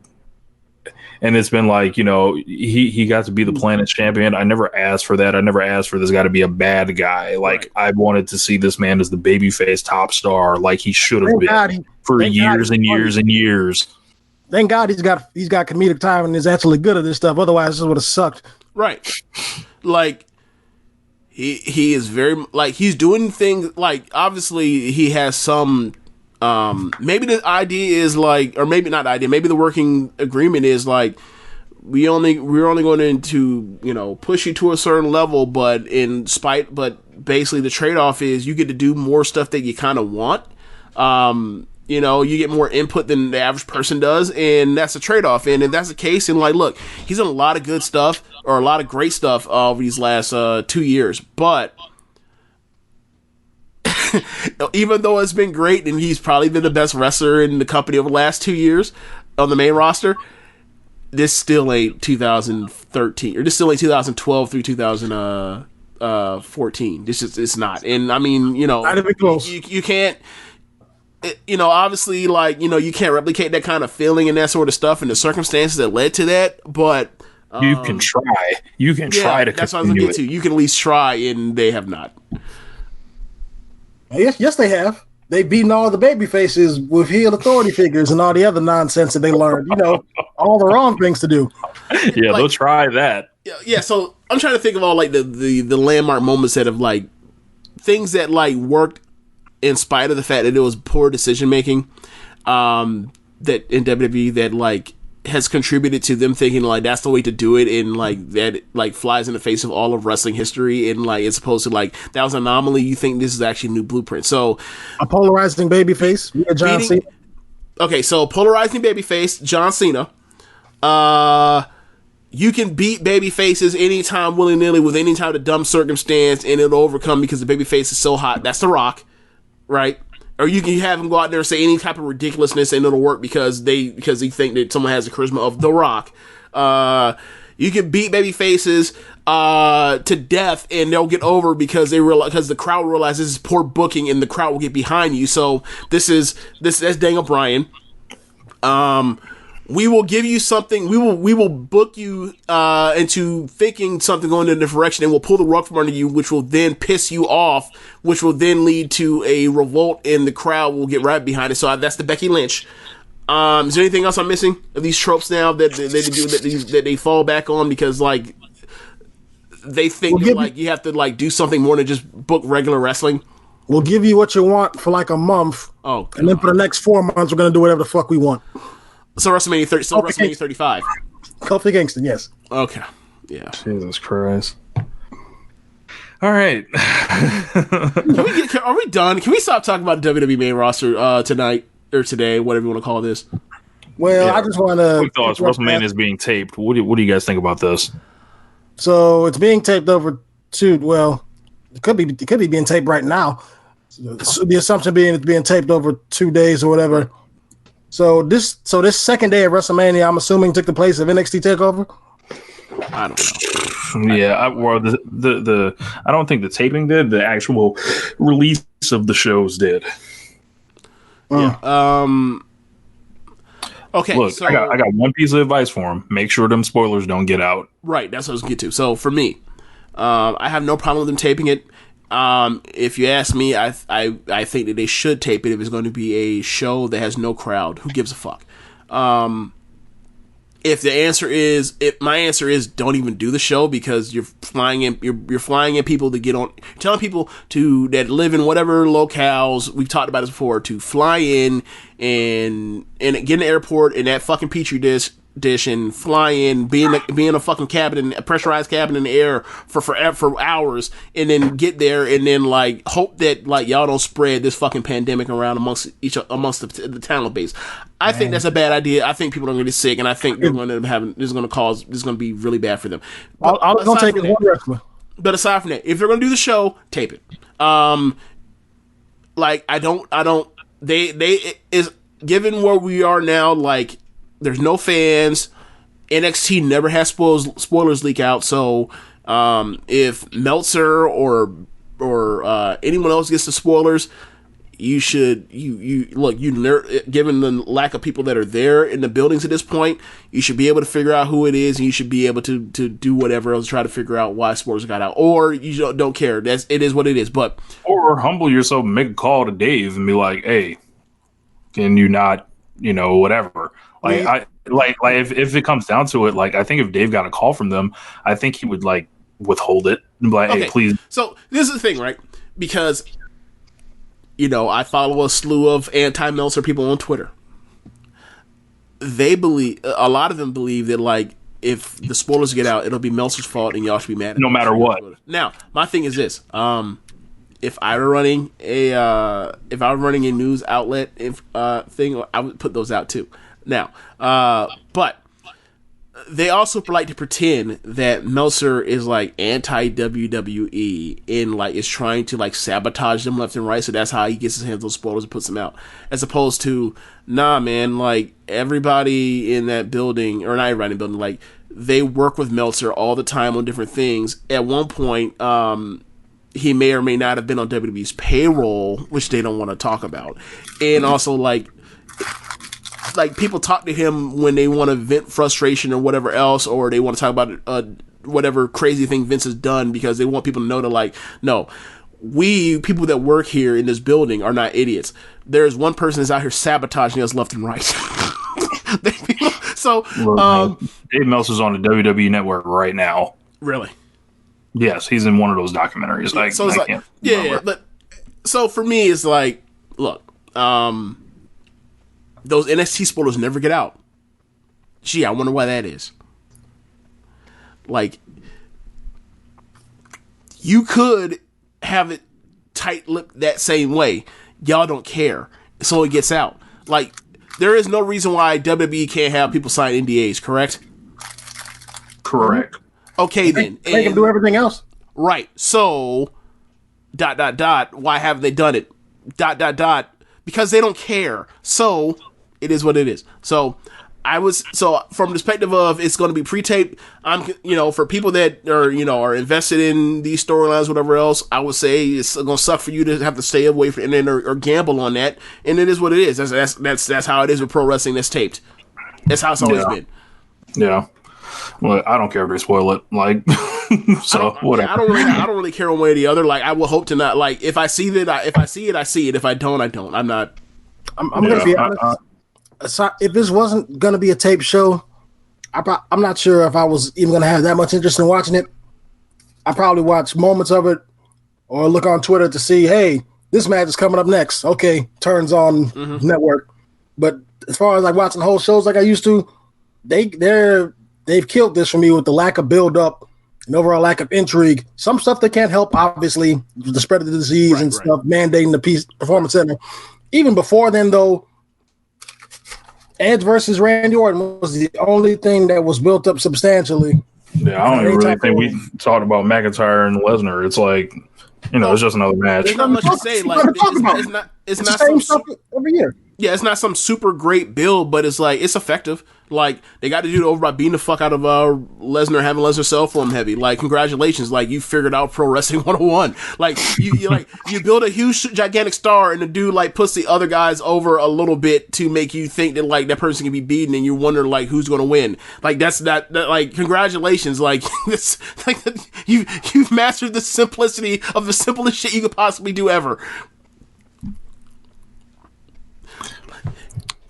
Oh my God, the Ace is in trouble.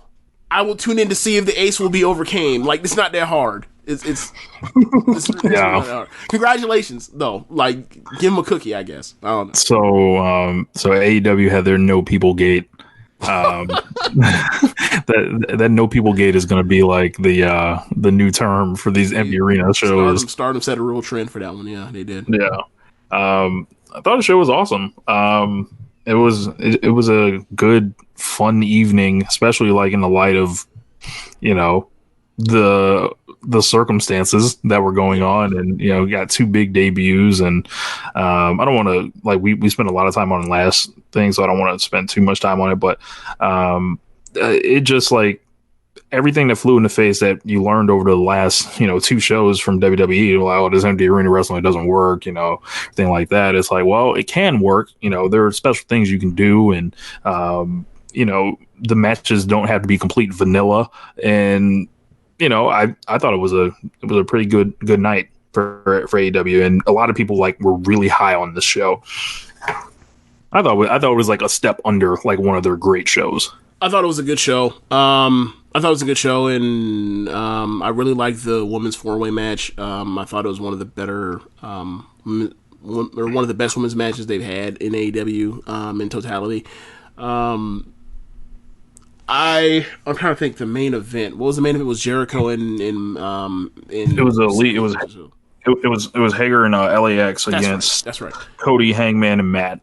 Yeah. I thought everybody went out there and wrestled really hard and did very well. I mean, I have no ratings for any of these matches. I don't. Yeah, same here. But I thought it was a good night of wrestling, and I pretty much put it that. Like, if you want to go through the card, I can try to remember some of the stuff that happened. But why does it feel like Wednesday was like a month ago? Yeah, it was like and I don't even know if the matches on the show were necessarily the most important thing. It was like the fact they were doing the matches like was cool. They revealed the Exalted One, which is Brodie Lee. Very happy to see him. What do you think of like the voiceover stuff they did with him? Like, it felt weird. Like, they gave him like this fake. They gave him like the Dark Scorpion's voice, and then all of a sudden, like halfway through it, like it changed to like, you know, soft-spoken Luke Harper's regular voice, and I was like, at a certain point, I was like, wait, is that Scorpio Sky? No, you're not telling me Scorpio Sky's a fucking Exalted One. And also like, oh, okay, it's Luke. Never mind. In my house, I was like, yo, what are they fucking? Because I really thought of Scorpio Sky for a split second. I was like, yo, what is going? Yes, for like 5 seconds, I was like, yo, if this is Scorpio Sky, I am going to fucking murder them. Like, I am going to take the Yoshi hammer out, and I'm going to bash these niggas in. It was like, he got his ass whooped by these dudes all the time, and all the time he was the one. I can't have this. Like, this is worse than Daniels. I can't do this. But whatever. That wasn't the case. It was Luke Harper, so like, Luke Harper's in, so that's cool. Like, that's another gigantic person that can wrestle his ass off that's in the company. So like, between Harper and Archer, and, you know, well, maybe not less to a lesser extent as far as wrestling their ass off, but like just big people that they have around that could showcase, like, you know, that there's body diversity. Yeah, like to show the body diversity of like having, you know, 6'5", a bunch of 6'5" guys around. Like they have enough people now that decide between Luchasaurus and Dustin and Hager and Wardlow. Like they have quote unquote hosses. Yeah, the Butcher as well. Like, so that, complaining about all these guys are just small indie guys or whatever else, I don't want to hear that no more. It's a wrap. Like, that's been dead. They probably have too many 6 foot. They probably have too many over 240-pound guys now. It is Butcher. He can go. Yeah, I like the Butcher. Every time I see the Butcher, I like him more. Other Butcher realized, like, I'm not. He realized what the fuck he is. Yeah, I'm here to slap meat. So I'm Big E, like him and Luchasaurus is hilarious. Like, they come out there and it's like, nah, bro, we throwing blows. Like, fuck all the other shit. Like, we finna throw blows. Yeah.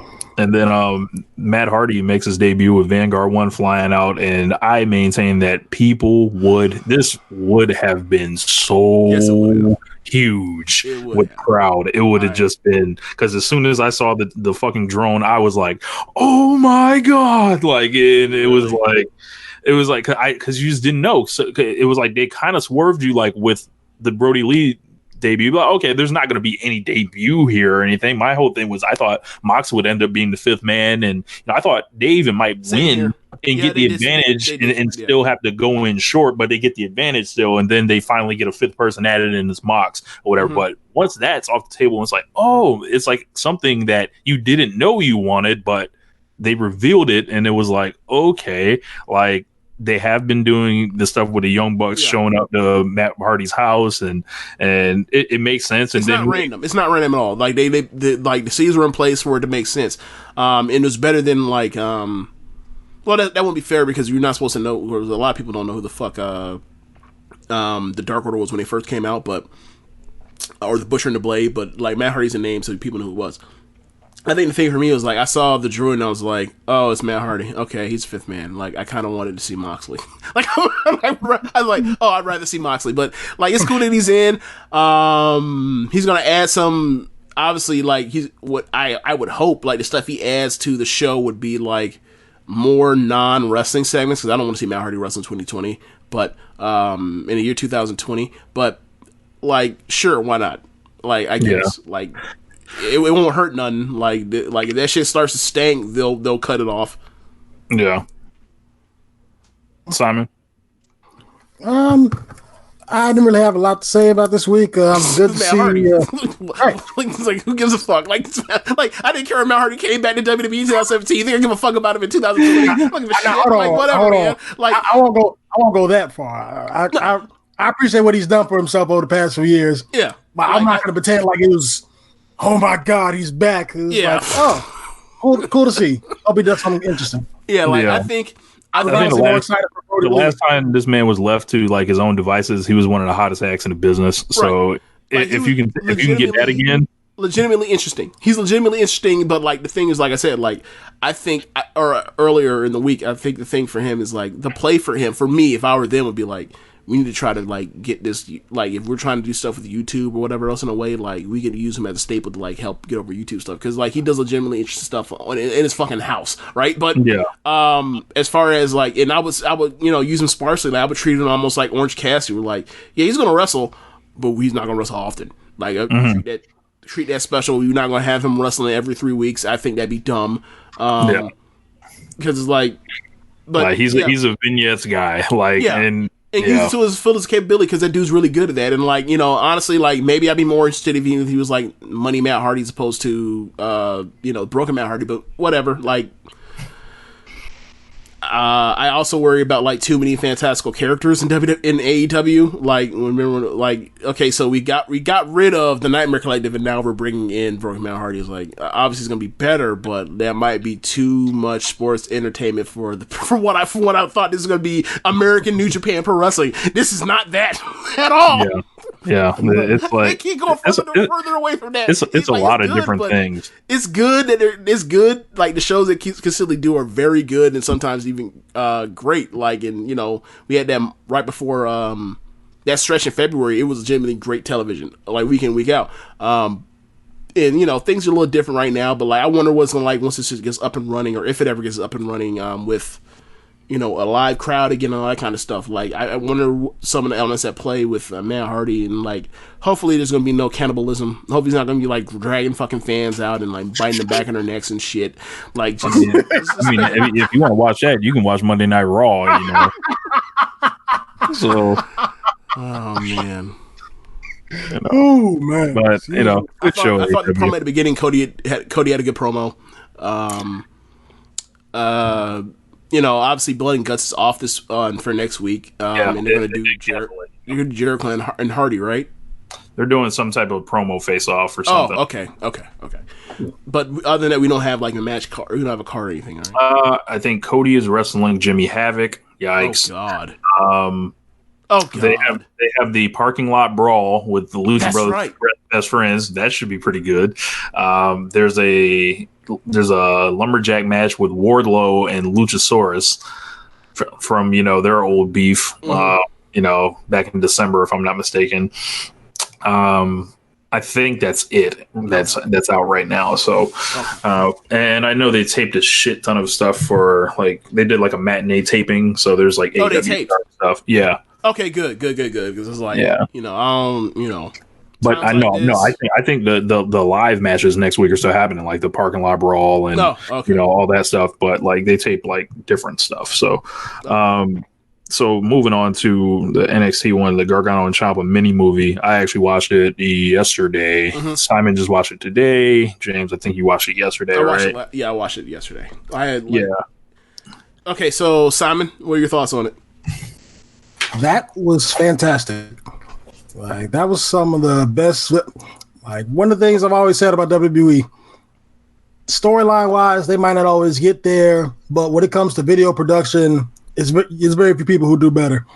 This is especially true for NXT because the storytelling in itself is just so great. Mm-hmm. Then you add great storytelling to great production. It's usually just something always interesting.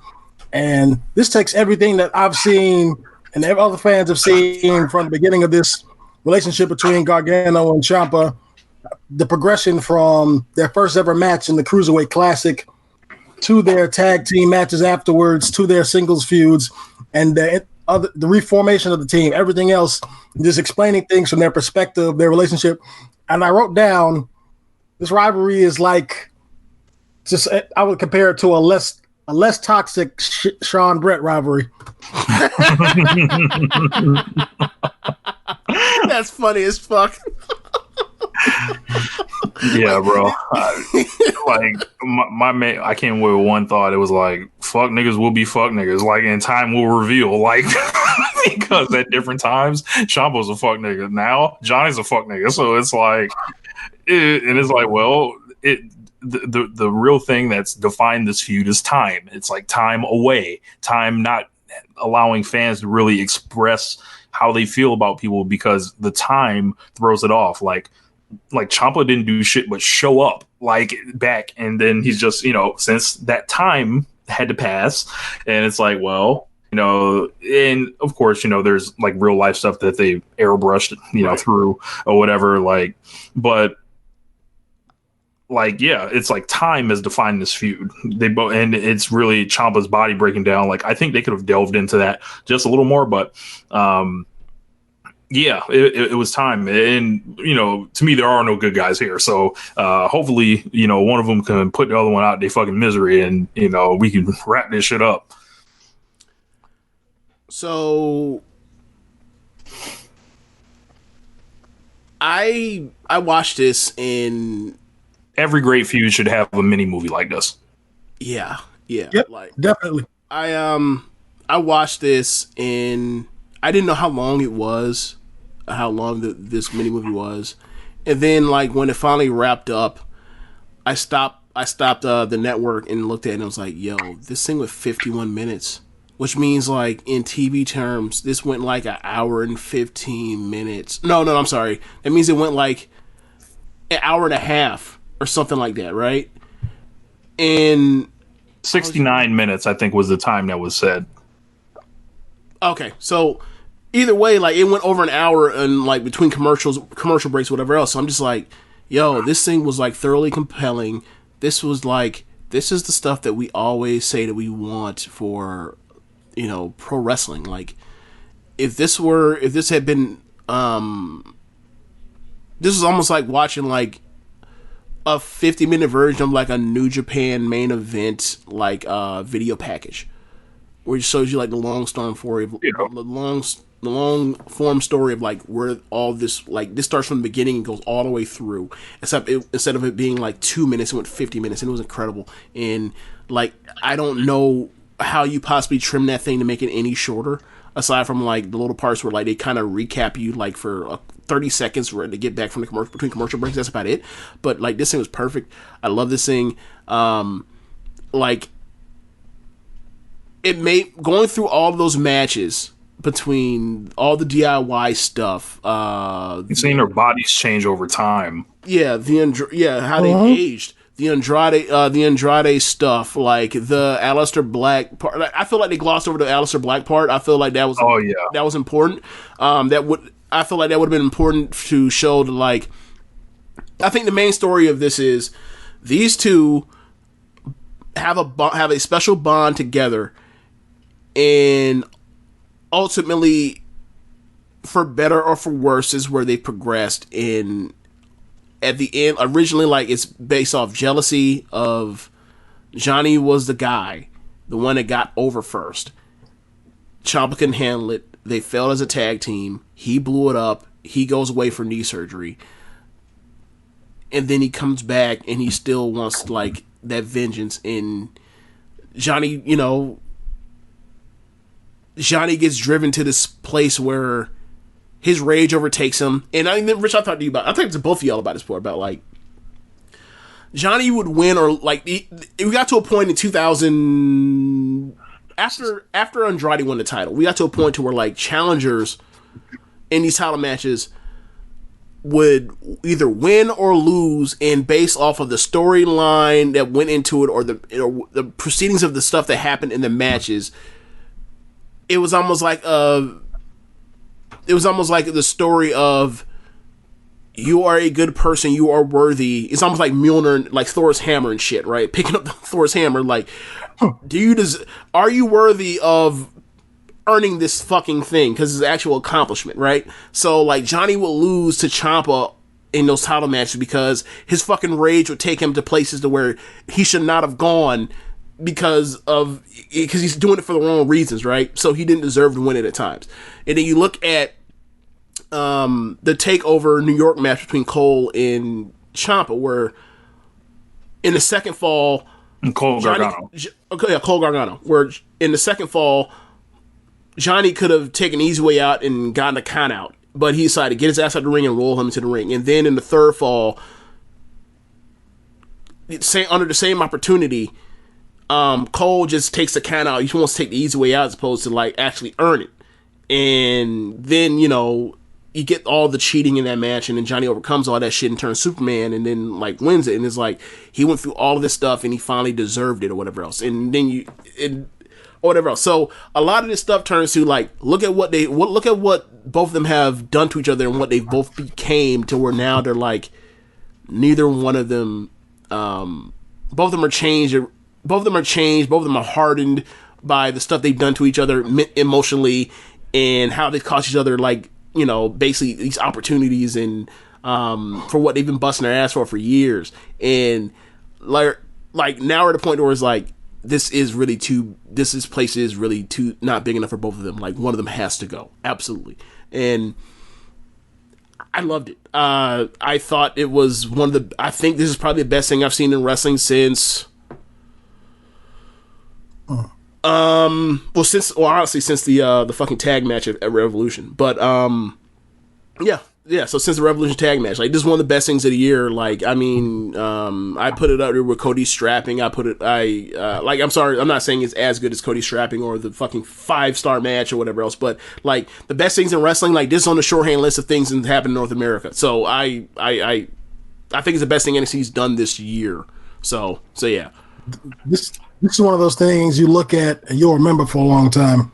Yeah, and you know, I remember when they said there was going to be no live TV, and I understand why the rating tanked, because, like, you tune in to watch wrestling, and, you know, we historically know that, like, promos and character deep dives or whatever else, like, they tank ratings always. But so when this went an hour and change, or this whole show is, you know, character stuff, you see, you know, you understand why this thing tanked, but this was, I mean, if we're talking it's not like they put on a bad show. No, like, this was the best show. This NXT was a better show than AEW was this week. But one had wrestling, and, like, one was a fucking episode of a drama, and then one was a wrestling show. So it's like, well, people are watching the wrestling show, so it is what it is.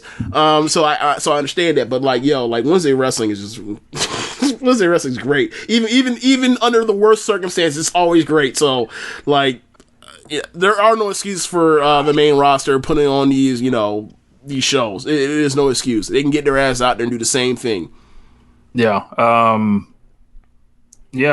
So somebody got to go. Somebody's got to go, or, you know, and it almost even isn't really about the championship anymore. It kind of was, but it's not really. And it kind of led to that brawl. And, like, Johnny's babyfacing himself, like, halfway through the thing. Then he does, like, the turn kind of at the end. Right. Like, where, you know, he starts shooting at the fans and all that and whatever. But, you know, Ciampa's, like, he's not exactly a sympathetic figure either in this thing. It's just like, well, like, what did you expect was going to happen? Yeah, buddy? They're both, they are both, like, you know, it's like, okay, one guy is a good guy, one guy is a bad guy.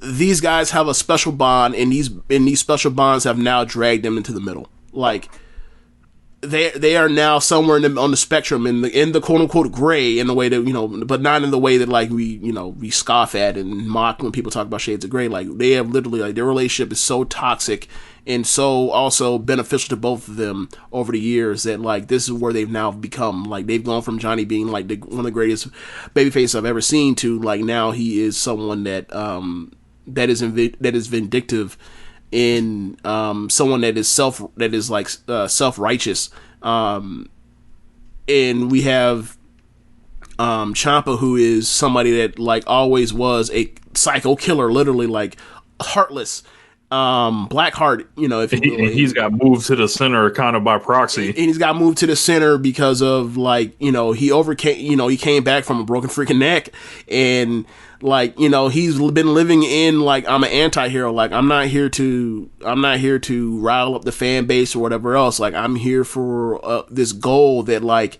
I came back from something that should have put me away, and, like, all I want is my fucking title back, and I got caught, and I got caught, and it got, you know, taken from me, and my friend took this thing from me, and it's like, yeah, but, like, you know, there was no forgiveness ever, or no exchange of, you know, of remorse. It was just time went by, and, like, that's a these are two human beings in a way. That's like, just like how we were talking about with Hangman and Matt Jackson a couple going into Revolution. It's like, who's the bad guy, who's the good guy? It's like both of these people are people that like have had transgressions caused upon them, and they both acted poorly and terribly, but these are both people that also like you also feel sympathy for as far as like the things they've both gone through. Like, you ask me, like, I'd have to write it out or whatever else, but like I don't really know how many like rivalries in WWE history I like more than this now after watching this. Is like, and this made me realize it, and like watching this also made me realize like, yo, Johnny,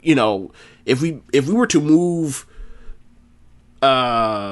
drawing because of NXT or whatever, we were to draw like quality of programs and quality of wrestling and quality of promos and whatever else, and we were to put that and say like, where does this dude rank on like the list of WWE all time?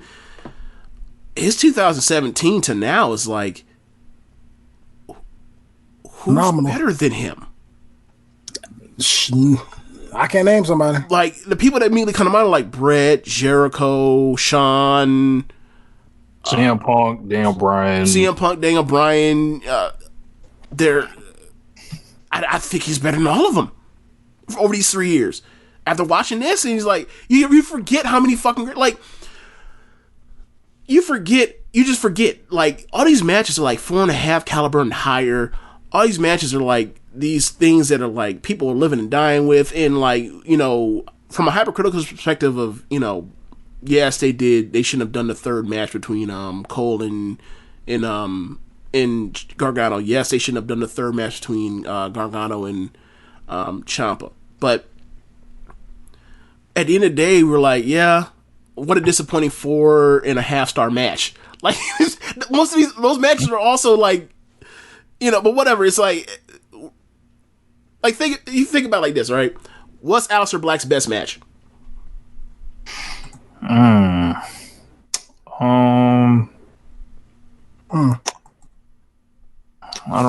would have to pull it up. That Johnny match at War Games 2. I believe it. What's Ricochet's best match in WWE? With Johnny. That Johnny match at Phoenix. What's Adam Cole's best match? The second Cole Gargano. Either first or second, right? What's Ciampa's best match? We get it. New Orleans, right? What is who else? What's Andrade's best match? Johnny. Philly. Like another one. What's Finn Balor's best NXT match? Not this one. Not What's the Johnny better? One. I could say he probably had a match with Pac that was probably better. Okay. And maybe the Kevin Owens Japan match, but that was so long ago. I can't remember. It wasn't as good as that match. But okay, so maybe I'll take away the Finn Balor one. But it's like every dude this dude has faced or whatever else in a program, they have their best matches with him. Like I think the only exception is probably like Velveteen. Well, he never had a takeover match with like Velveteen Dream and Ciampa at War Games 2. That was Velveteen's best match. But it's like everybody this dude stepped into the ring with over the last like 2 or 3 years, like. In all these like build-ups to this thing, like this dude is like has these absolute classic matches with these instant classic matches with people. Like, I mean, obviously the future is like there's still a future of there's still Pete Dunne, there's still Matt Riddle, there's still Keith Lee around or whatever else, but like. We'll see. Like, I think there's gonna be loser leaves has to retire or whatever else, and like maybe it's Johnny, maybe it's Ciampa, but like Johnny still has a lot of rope left with people to wrestle. And like as far as I don't know, man, I don't know where this goes, but like already like this dude is at this high level that I don't think people will really recognize yet, because why would you? And we talked about this before about like the Brett or the Shawn Michaels or Gargano thing or whatever else, and just like man, it might be Gargano now. I mean, I think just watching like this dude is literally like obviously it's NXT or whatever else, but like if you just say like pop in the tapes and watch, or pull up whatever off the network and just watch it and compare them at their peaks, and go through it. It's like, no, like this dude has a level of consistency that's just like ridiculous for big matches, and it came out of nowhere. Like I remember it is funny because for me it's like, I think I wasn't even watching NXT full time. I was only watching takeovers, and I saw the first DIY Revival match at that I think it was Brooklyn 2, and I just like, yo, it's incredible. Like this Johnny dude's really good. And then like by the time you watch that Toronto, the next takeover, he's like, yo, this dude, I remember saying it like, yo, I think this dude, like I'm only seeing him in tags or whatever else, but like, and I saw the one cruiserweight class match, but I think like this dude is like an elite talent. I don't know, and he's in a tag or whatever else. And then to go from there in 2017 to where we are now is like, how this came out of nowhere. No one was expecting this. No one. It's crazy. So what's next on the list? Braun Strowman, I believe. Oh my God. Yeah, this will be quick. Yeah, so I had a tweet go viral the other day because of Braun Strowman, and I ended up blocked by Braun Strowman. So no, what are you gonna do? Yeah, right. I'm like, oh, okay, awesome. But yeah, he basically had a lot of things to say in response to, I think Evil Uno said something like, support the independent wrestlers as best you can, during this, crazy time, something to that extent. And then Strowman went off on a tangent in something that Baron Corbin also follows. It's called Burying Smarks. It's like some FDS Central Instagram account. It's funny because I'll tell you off air, but it's something Corbin's interacted with before, and now Strowman's like in the comment section on that. Basically, giving some why can't people pull themselves up by their bootstraps style speech. We all clearly know where that is coming from. And, I made the point of Jon Moxley. He's funding indie wrestling through anonymous donations. Meanwhile, Braun Strowman is telling indie wrestlers, just don't be broke, like I refuse to. And has 406 retweets and 2,429 likes. And it's like, this really struck a chord with a lot of people. And it also helps that, like, there's nothing else going on. So, like, it became... what's ironic about that? It's trending. Right. You know what's ironic about that? What? On Twitter, somebody asked him if WWE was paying him during this time, and he says, and I quote, "I get paid when I work, private contractor, so nothing is coming in at the moment." He's a motherfucking liar. Yeah, like don't they have downsides for shit like that? Yeah. He just re-signed in like recently, right? Yeah. Like literally, like we all know how this stuff works. Like David Bixenspan was telling him, look, you can get your downside put into like a weekly salary while you're not quote unquote working or whatever. And it's like, besides that, you have like, I don't know. He basically said a bunch of insensitive shit, and there was no one that we know of that was, that has pulled him aside to correct this shit. And it's just like, come on, man. Like it's not that simple. 6'7", 380-pound strong man for right. someone to succeed in wrestling as easy as you did. Like Vince McMahon was going to hand you a bag the second he saw you. It's funny you mentioned Bixenspan because he made another point that said, because Braun Strowman, that little tirade about pull yourself in the bootstraps, he said, and for those who think I don't know what it's like, I moved to Florida 7 years ago with $150 to my name in my car. And then David Bixenspan also eloquently pointed out, yeah, you did all that because you got signed. Yeah, like that was the year you got signed by WWE. It's not like you sacrificed everything. Right. You had a guaranteed money, and you went to go get guaranteed money. Yeah, I'm not gonna really like take it to Strowman in that way. Maybe it's because I like Strowman. I don't know, but like, for me, like I just leave it as he said something really dumb and uninformed or misguided is really the word, and like hopefully because he has really no real interaction with that other side of wrestling, the other parts of wrestling aside from WWE. So like maybe he was a wrestling fan, I don't know, or a hardcore wrestling fan, I have no idea. But what I do know is like this feels like it's something that's learned in that culture. That dude is there with those people that like that all they get is bullshit. And quite frankly, all they get is bullshit on their Twitter timeline. And I've suggested like they treat Twitter like how Moxley or / Dean Ambrose was treating Twitter, was like, which means not at all. I stay the fuck away from it. Because like that will do nothing but like make you bitter towards fans, and that's not what real reality is for wrestling fans.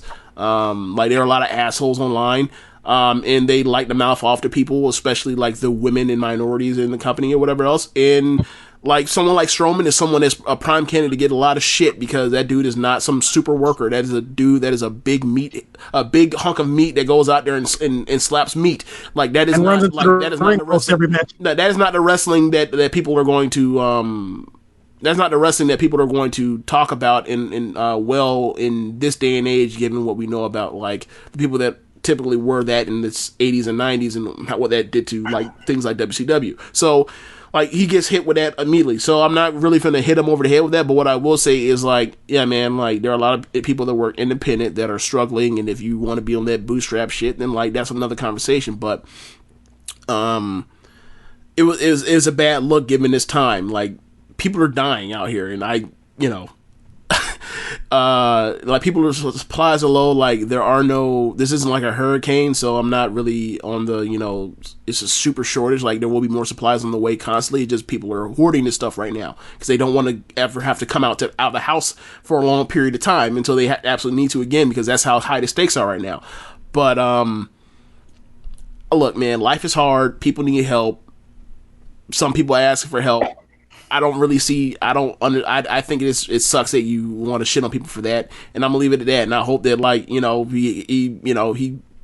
internalizes what he's gotten on Twitter with this or whatever. That's all I really hope. I didn't hear no true interviews talking about all the stuff he wanted to do, all the stuff he wanted to achieve in WWE a few years from now.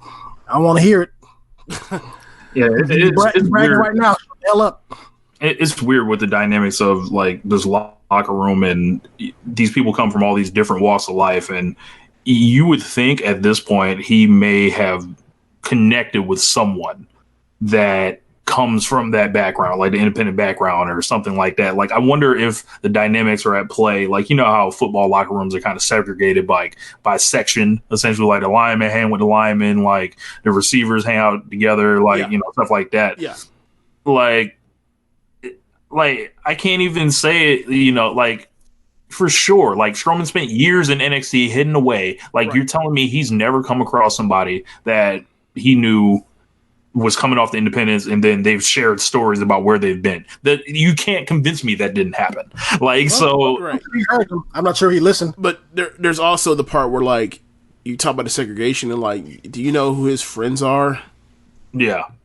Like that group of friends are definitely some pull yourself up by the bootstrap types. So it's like I can see why this turned. Like that's why I'm not making that much of a discussion about like him as a wrestler in the locker room and then like empathizing with these people's stories. Like he should be doing that, but I also know who his friends are, and his friends are on that out here rocking the Gaston flag and shit. So it's like okay, I already know what this ties into. This is a political, like, ideological feeling as opposed to, like, more than, like, a human thing. More than him wanting to shit on the actual independent scene. This is more like, this is his worldview, and he's applying it to what we're talking about right now, which I think is, like, kind of lacks context and also is heartless. But, like, I mean, that whole side is heartless, so it is what it is. Yeah. So, not going to change how I feel about Strowman that he blocked me or whatever, but I didn't add him or anything like that, so it wasn't meant to be malicious, but it was just pointing out the situation. Remember when Kevin Owens blocked me? Yeah, I don't know why. Yeah, I never said anything on Twitter about Kevin Owens. He just blocked me one day. I don't know, like, whatever. It is what it is. Like, people block you. People block you. He doesn't block you. I don't care. I've got the One Nation. Look, we've also got the One Nation Radio account. So, if I want to see what you're talking about, I still can. Yeah, like, yeah. So I think I've only been blocked by Hulk Hogan, and I'm happy about that. I am still seeking the Hulk Hogan block. It just hasn't happened or whatever. I'll put that on a t-shirt.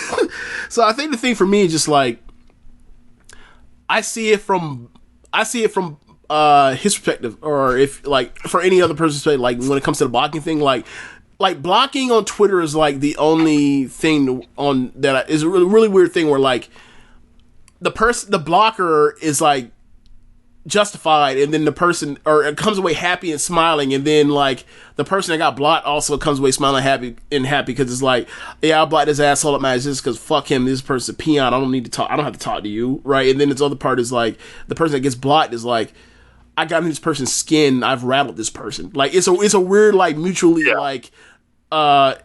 like reaffirming thing for someone's ego. Is like, I've canceled this I've got this peon out the paint / like I have harassed this person also. Like it's really weird. Like remember when I got that Bully Ray block, I was also very pleased about this. Right. And I mean, like, it's one thing when you're like the blocking is from like straight up like harassing / you've gone over the line, as opposed to like, nah, man, we having a discussion and like this is something that like y'all are getting a heated argument, and the heated argument is turned into let's just end this on like a press of a button. So like I always find it interesting. So like with the Strowman thing, like I mean, I know, like, look, we were very pro like get these hands and whatever else. And I think, you know, I think like he's one of the few success stories on the main roster the last few years. So it's like I'm not knocking that dude, like, but from the wrestling part, but like the political part, it's a bad look. It was a bad look. And like all of these dudes, when they go out here and backlash at the fans, unless like it's some, you know, someone like is justified, but like the whole part about, you know, why don't you just like what we do for you, is like, hey man, like y'all do realize like in any other form of entertainment that you watch, you are not on some why don't you just like what we do. Like I'm sure y'all not coming out here capping for that fucking Chance the Rapper last album. Like I'm sure you're not out here capping for that last Halsey album or that last well, quite frankly, that last The Weeknd album that came out this weekend. People aren't gonna be all you know, just enjoy it because he put it out. It's like, nah, bro, we kind of like your last two albums. What happened? I bet these people were ecstatic to watch Justice League and Thor 2 and all the other goofy movies. Yeah, right. Exactly. Someone chef whips you up a shitty meal. Like, why don't you just? I did this for you though. Why are you complaining? Why are you complaining that this chicken is unseasoned? Come on now. Be thankful for the meal. Yeah. You know, nourishment. You know. I watched the first part of the Benoit Dark Side of the Ring, and it was quite a viewing experience. Largely, we were there in real time. We know, you know, a lot of this stuff, and it's some repeat information. Some of it is not. For one, I guess Jericho and Benoit had a match in Japan one time where I guess Jericho tried like a spinning wheel kick, but it didn't connect with Benoit, and Benoit went down. Anyway, it was Benoit's fault. Jericho came back to the locker room and said something like, I walked in and Benoit was doing Hindu squats, and it was like, why are you doing this? And he was like, yeah, I got to do 500 of these. I messed up. He was like, well, who said that? Who's making you do this? And he was like, no one. And it's like, this dude would punish himself for like messing up in the ring or whatever. Like, and he was just this driven. And then, you know, you talk about how him and Nancy ended up together. They talked about him, you know, what his relationship was with his kids and, you know, other fellow wrestlers, and him always being like a very intense, like loyal to his friends guy. And then it's like the relationship with him and Eddie Guerrero and how they became close after like not liking each other in Japan. Like, and they talked about their time in WCW being small guys and going over to WWE to get a bigger opportunity. And, you know, it kind of progresses on almost until the murder, and that's like when, you know, the first episode cuts off, and I was assumed the second one's going to cover more like the murder details and everything like that. This is one of the best documentaries that I've seen, just like seeing everyone that's close to the situations with like Chavo Guerrero there, Vicky Guerrero, Chris Jericho, Nancy's sister, and they're just giving it to you, kind of like telling you about this tragic figure. Like, this is the biggest, blackest day in the history of wrestling. And I watched a Chris Benoit match the other day almost, and it was like, it doesn't bother me to watch Benoit matches or anything, because I'm like, I grew up watching Chris Benoit, and it's not like I was disconnected and then just found out, oh, this person like is this just this monster that killed his whole family and himself. It was like, I got memories of watching Chris Benoit and Thunder, like, in Saturday Night and things like that. And it's like, it's almost kind of like how Jericho like has kind of shepherded Benoit, like humanizing Benoit in a sense over the years. You know, he's done a lot of different kind of work like that. But he dedicated one of his matches to Benoit and Eddie Guerrero. I believe it was Wrestle Kingdom 12. Something like that. Like he wore some gear that was kind of like some Benoit gear or something like that. And you got to remember, like, you know, in my opinion, it's like Jericho was close with this guy. Like this was his friend, and they're all searching for answers. And it, to me, it kind of became as simple as maybe he had CTE, right? But even then, I read something in the Observer. Maybe, right? No, like, maybe women like, dude, if we all grew up watching Benoit. If that dude didn't have CTE, then almost no one ever has CTE. Right. But like I read in the Observer this week to where like the things that you would normally associate with CTE, he didn't have those. Like he didn't have memory loss or anything like that. So that's kind of thrown that even into flux for me now. Like, so it's like, it's just a really dark day, and we can go with what we know happened. Chris Benoit is a monster who killed himself and his family, and at the same time is one of the greatest wrestlers to ever live. Those things can happen. Like either you can never watch it or deal Those with aren't mutually exclusive. Is right. What you're getting at. Yeah. Right. It's like either you can pretend his entire wrestling career doesn't exist and he's a monster. That's fine. That's your right. Or you can be like, yo, I can still watch his matches or whatever. It doesn't bother me. But it's like what you cannot dismiss is the fact that this is complicated. We always wanted to do a Benoit show here. We haven't really ever done one, but it's a very complicated situation that I think you just have to listen to all kind of points on. Yeah, I mean, at the end of the day, it's a trap. Go ahead. I was going to state the obvious. Well, except for the Hall of Fame people. Oh yeah, I'm not. Yeah, that's totally different. Like it's like you know what this is. That's nonsense.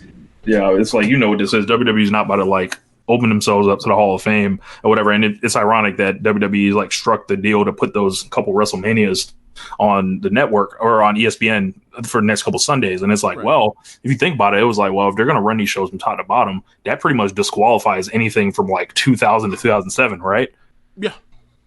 Like, so, and that kind of makes you figure out where they went with it. And like you're going to lose out a bunch of those angle pay-per-view matches, or not angle WrestleManias, whatever else. Like what WrestleMania did they wrestle at? Was that wrestled at 17? So 17. You're not going to show like WrestleMania 17. Or you just got to cut it. Or you just got to cut it. 17 through 22.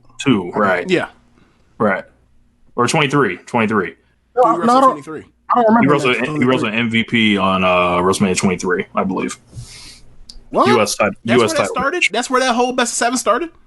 Not sure. I know that's what we faced. Did he do the best 7 MVP? Or am I thinking of Booker T and missing up black people? I think he also did one with MVP. I could have swore he did too. Because remember, he put over MVP. He was like, that dude needs to be, you know, he like went out of his way was a story to get him over. Yeah, so, that was it. I just saw this now. Okay. Yeah, like, so it's like, I'll never advocate for them to embrace him in public or anything because they don't have to. Right. And nor should they.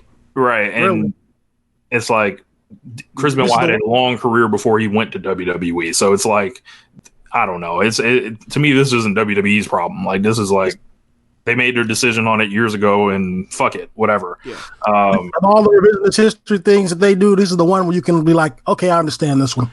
Yeah. Like, I won't even, and if for me, I feel okay. So I think maybe the reason why we ever thought about doing a full Benoit podcast is because it's like, if you were to ask me in my lifetime of wrestling, like the best in-ring performers out of North America, like he's on, like, you know, he's on that list. Like he's on that list with like the Omegas and the Garganos and the like Ricochets and you know, Eddies and Rays and Daniel Bryans and whoever the fuck else you want to name. Like, he's on that list. So, like, I'm not gonna, like, I'm going to treat him almost like how I treat O.J. Simpson. Is like, that dude ran for 2,000 yards.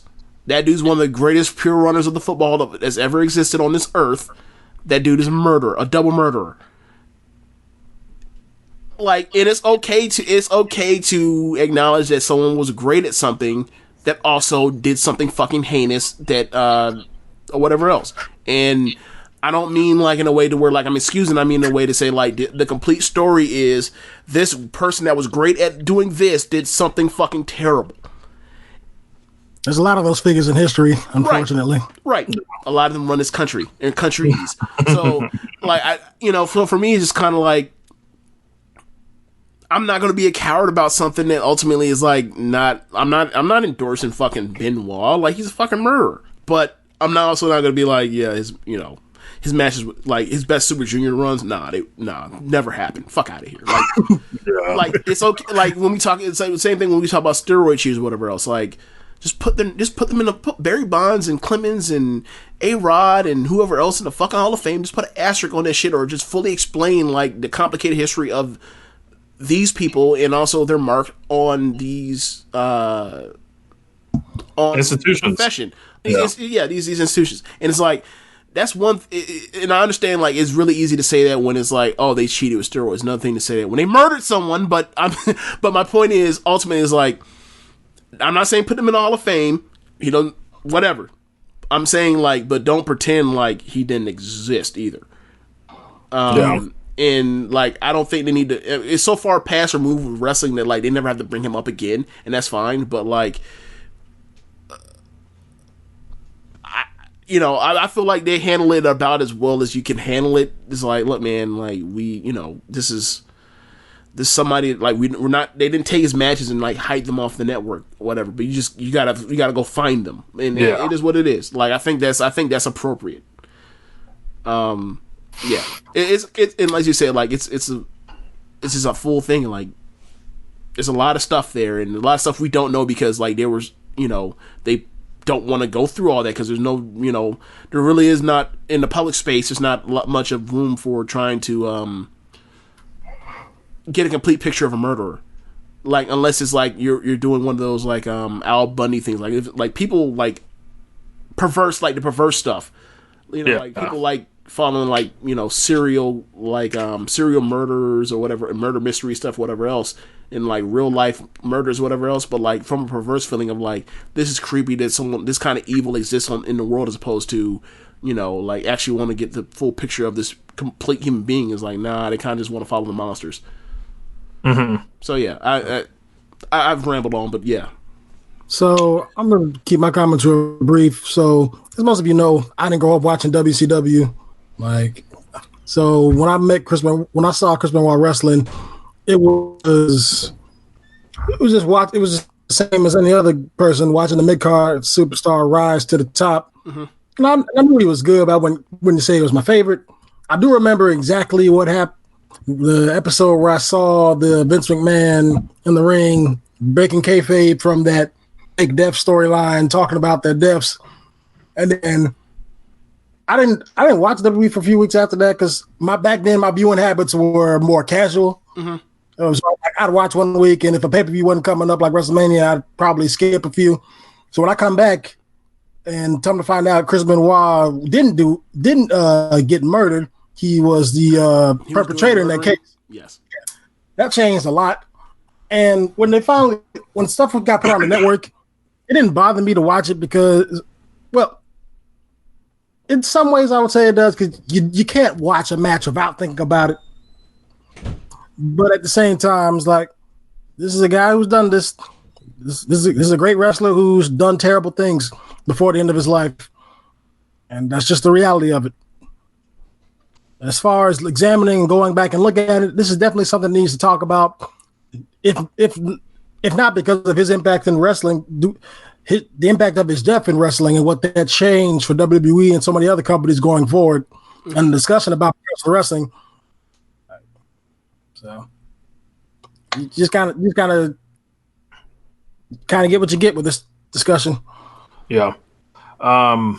So that kind of wraps up the all the topics with AEW and NXT, WWE. So it's one thing left to do if you want to stick around with us, Simon. If not, cool. But James, hit the music.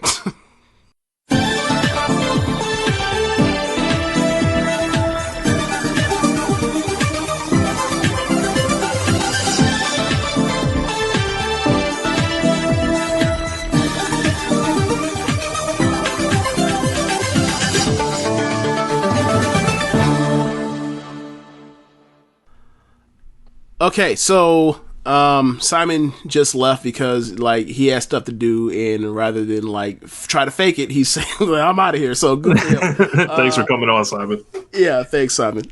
So this Tuesday we have the Cinderella Tournament, Corkin Hall, and in front of fans. Actually, I believe that there's some screening process to where like the show starts at 6, and then like if you want to go to the show, you have to get there at like 2, and they're gonna like go through some protocol involving checking people's temperatures and general wellness before they, almost 4 hours before the show actually starts, which is like, boy, y'all really want that gate, huh?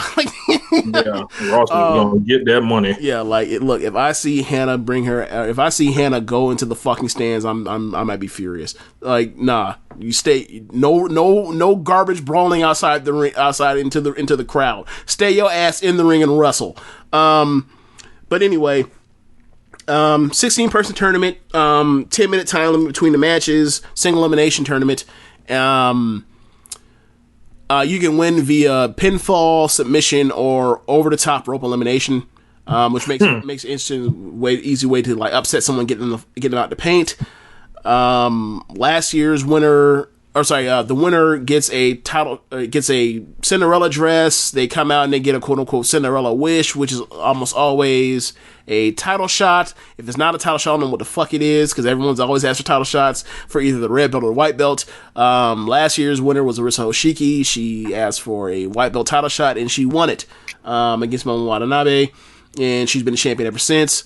We'll get to Arisa probably a little later after this tournament preview, but where do you want to start, Rich? I guess we can just go through the matchups here, or let's name the participants like 1 through 16, and these people are paired off in the order like 1 faces 2, 3 faces 4, 4, and so on all the way through. Like, this isn't like NCAA tournament where like 1 faces 16 and 2 faces 15. It's not like that.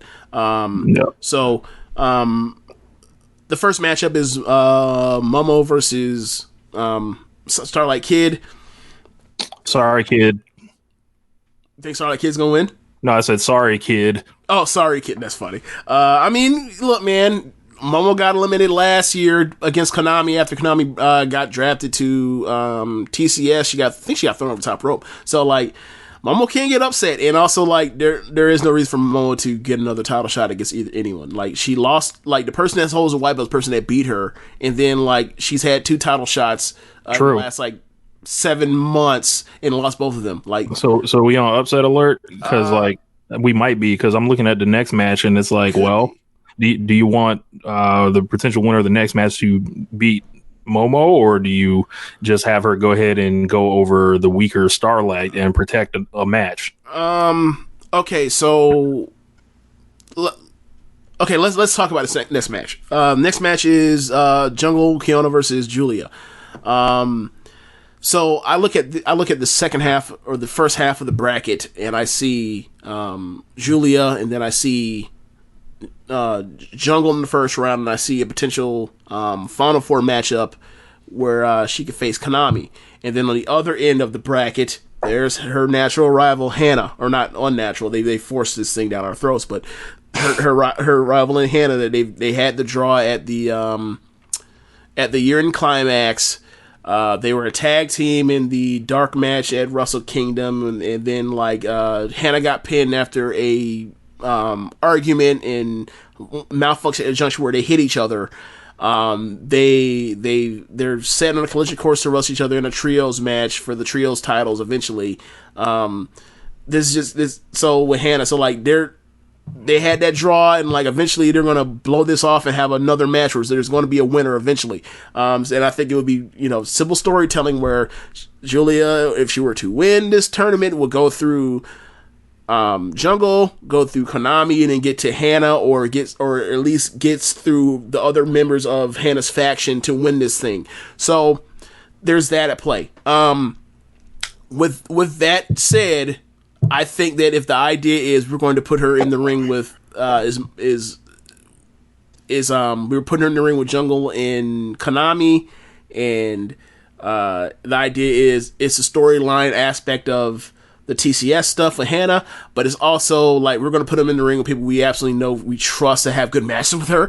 Then I think that Momo's going to win that match against Starlight Kid, because Momo's, outside of Mayu and maybe Jungle, I don't know if anyone else you would trust to have a good match with anyone in the company. So I think this is going to set her up for a nice run where she has good matches with 3 people, get to the final, and we'll see with Julia, but we'll see.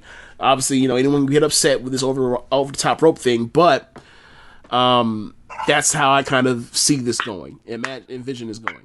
So just for the record, the second match is Jungle Kyona versus Julia.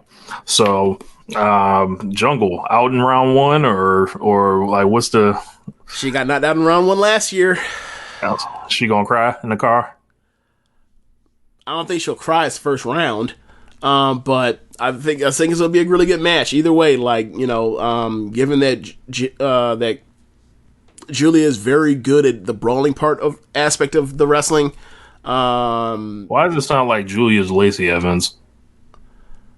I've never seen Lacey Evans have a 4-star match, but no, actually, you know what I'm saying. Like she got pushed because the brawling thing, the look, the not scared of physicality.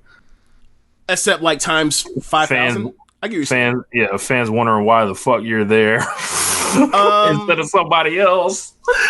I mean, there are parallels there, and I'll leave them there because like someone's gonna fuck I can imagine a JMO hearing this be like, "You're comparing Julia to Lacey Evans? Do you smoke crack?" But but yeah, I see what you're saying. I think the thing is, they pushed like from day one. They went into this from day one. The second she showed up, like she showed up at her Cork and Hall show, and then she did that press conference for she did a press conference for one of the Cork and Hall shows after that, and like they immediately went straight ahead into the Hannah thing, and like Hannah does her no favors. Like I read the transcripts on them going back and forth, and like she's basically like dismissive and buries her. She gives her no respect, and like the crowd seems to like be sitting on their hands because they're they feel some certain way about her departure from Ice Ribbon, and I feel like they're doing a good job of putting her in good matches consistently, but it just hasn't taken yet. I think maybe I don't know, like maybe it was too fast too soon and people recognize like you just push her immediately to the top over these women that are quite frankly better than her. I don't know. Sounds like 2019 Lacey Evans. I mean, it's so hard to come up to say that for me, or it's so hard for me to like to just be like, yeah, I see where you're coming from, but like I can't co-sign that. Like you know your own on that. Like you just like your own. Like I've seen her have multiple 4-star matches at Stardom. I can't make the comparison. I just can't. And people need to let it go. Then if she's producing at this level, I think well, they need to get over themselves. I think that I think the Western fans don't really mind. I think that the native fans, like, I mean, she keeps getting like 1 or 2 streamers, and like, it's a clear rocket strap thing. Like, I mean, this is a really good time for her to go out there and quote unquote earn it, if you will. Like, I feel like if she goes out there and she has like 2 or 3 bangers in this card or whatever else, I feel like that would help a lot. I mean, and honestly, this the Cinderella Tournament has been a vehicle to get people over. Like Arisa was nowhere on the map until last year's Cinderella Tournament. So let's go with the next one. Like the 5 versus 6 matchup is Konami versus Azumi. Yes. If I remember correctly, that was a second round match from last year, where Azumi or Konami won, and Azumi had some knee injury. I don't think the knee injury happened during the match, but she was gone for a couple months. Yeah, like they're gonna have a really good match because one, they used to be tag team in Queen's Quest before the draft split them up. You can play on that history. But like ultimately it's going to be two people flying around the ring that are very good at wrestling. It's going to be awesome. I think, I don't know, like I mean either person can win. Like I could easily see them having Azumi throw her over the top rope. I can see that. Yeah. 7 versus 8. This is a match I'm looking forward to. It's Syuri versus Jamie Hayter. So physicality, kicks, yeah. Who's the crowd gonna cheer for? Are they gonna show Jamie some love? Nah, Syuri is a dead ringer. So, no, I thought she had the affiliation with, Donna Del Mondo. Yeah, but they also respect Syuri because Syuri is the best wrestler of the three. Yeah, so so before 2000 or going into this year, right? Given that, Julia got scooped up, people were asking, like, who's going to be, like, and then they knew that, like, Syuri was leaving for WWE. People knew that, like, Nana Takahashi was having the ankle surgery. People were like, okay, so who's going to be at, like, the top of Joshi outside of Stardom? And a lot of people were pointing at Syuri. And then, like, lo and behold, Syuri shows up at the 9th anniversary show. Is like, nah, I'm a top freelancer and I'm also doing Stardom. So so she's going to end up at the end of 2020, given how good a wrestler she is and already match she's already had. She's going to be a contender for like top woman in Joshi in 2020, probably. So she, for example, when the No People Gate, she wasn't on the No People Gate card because she was booked for 2 dates that day. Like she did a Seedling show. No, not Seedling. She did an Oz Academy show and a Sydney Girl show that day. So she was booked. I don't think she could do a triple booking, but Tokyo is a big city. But yeah. So who you got in this one? I think. Okay, so I think that Syuri wins, and you can have a TCS versus Donna Del Mondo match in the second round between Konami and Syuri. I also think that Syuri beating Jamie, given that Jamie is the SAW champion, or SWA champion, that one of the belts that Utami had at the beginning of when we first started watching, that was a belt that can only be defended against people that are not from the country that you belong to. I think that also builds a potential matchup between Jamie and Syuri at one of these shows down the line for that belt. So I think Syuri. All right.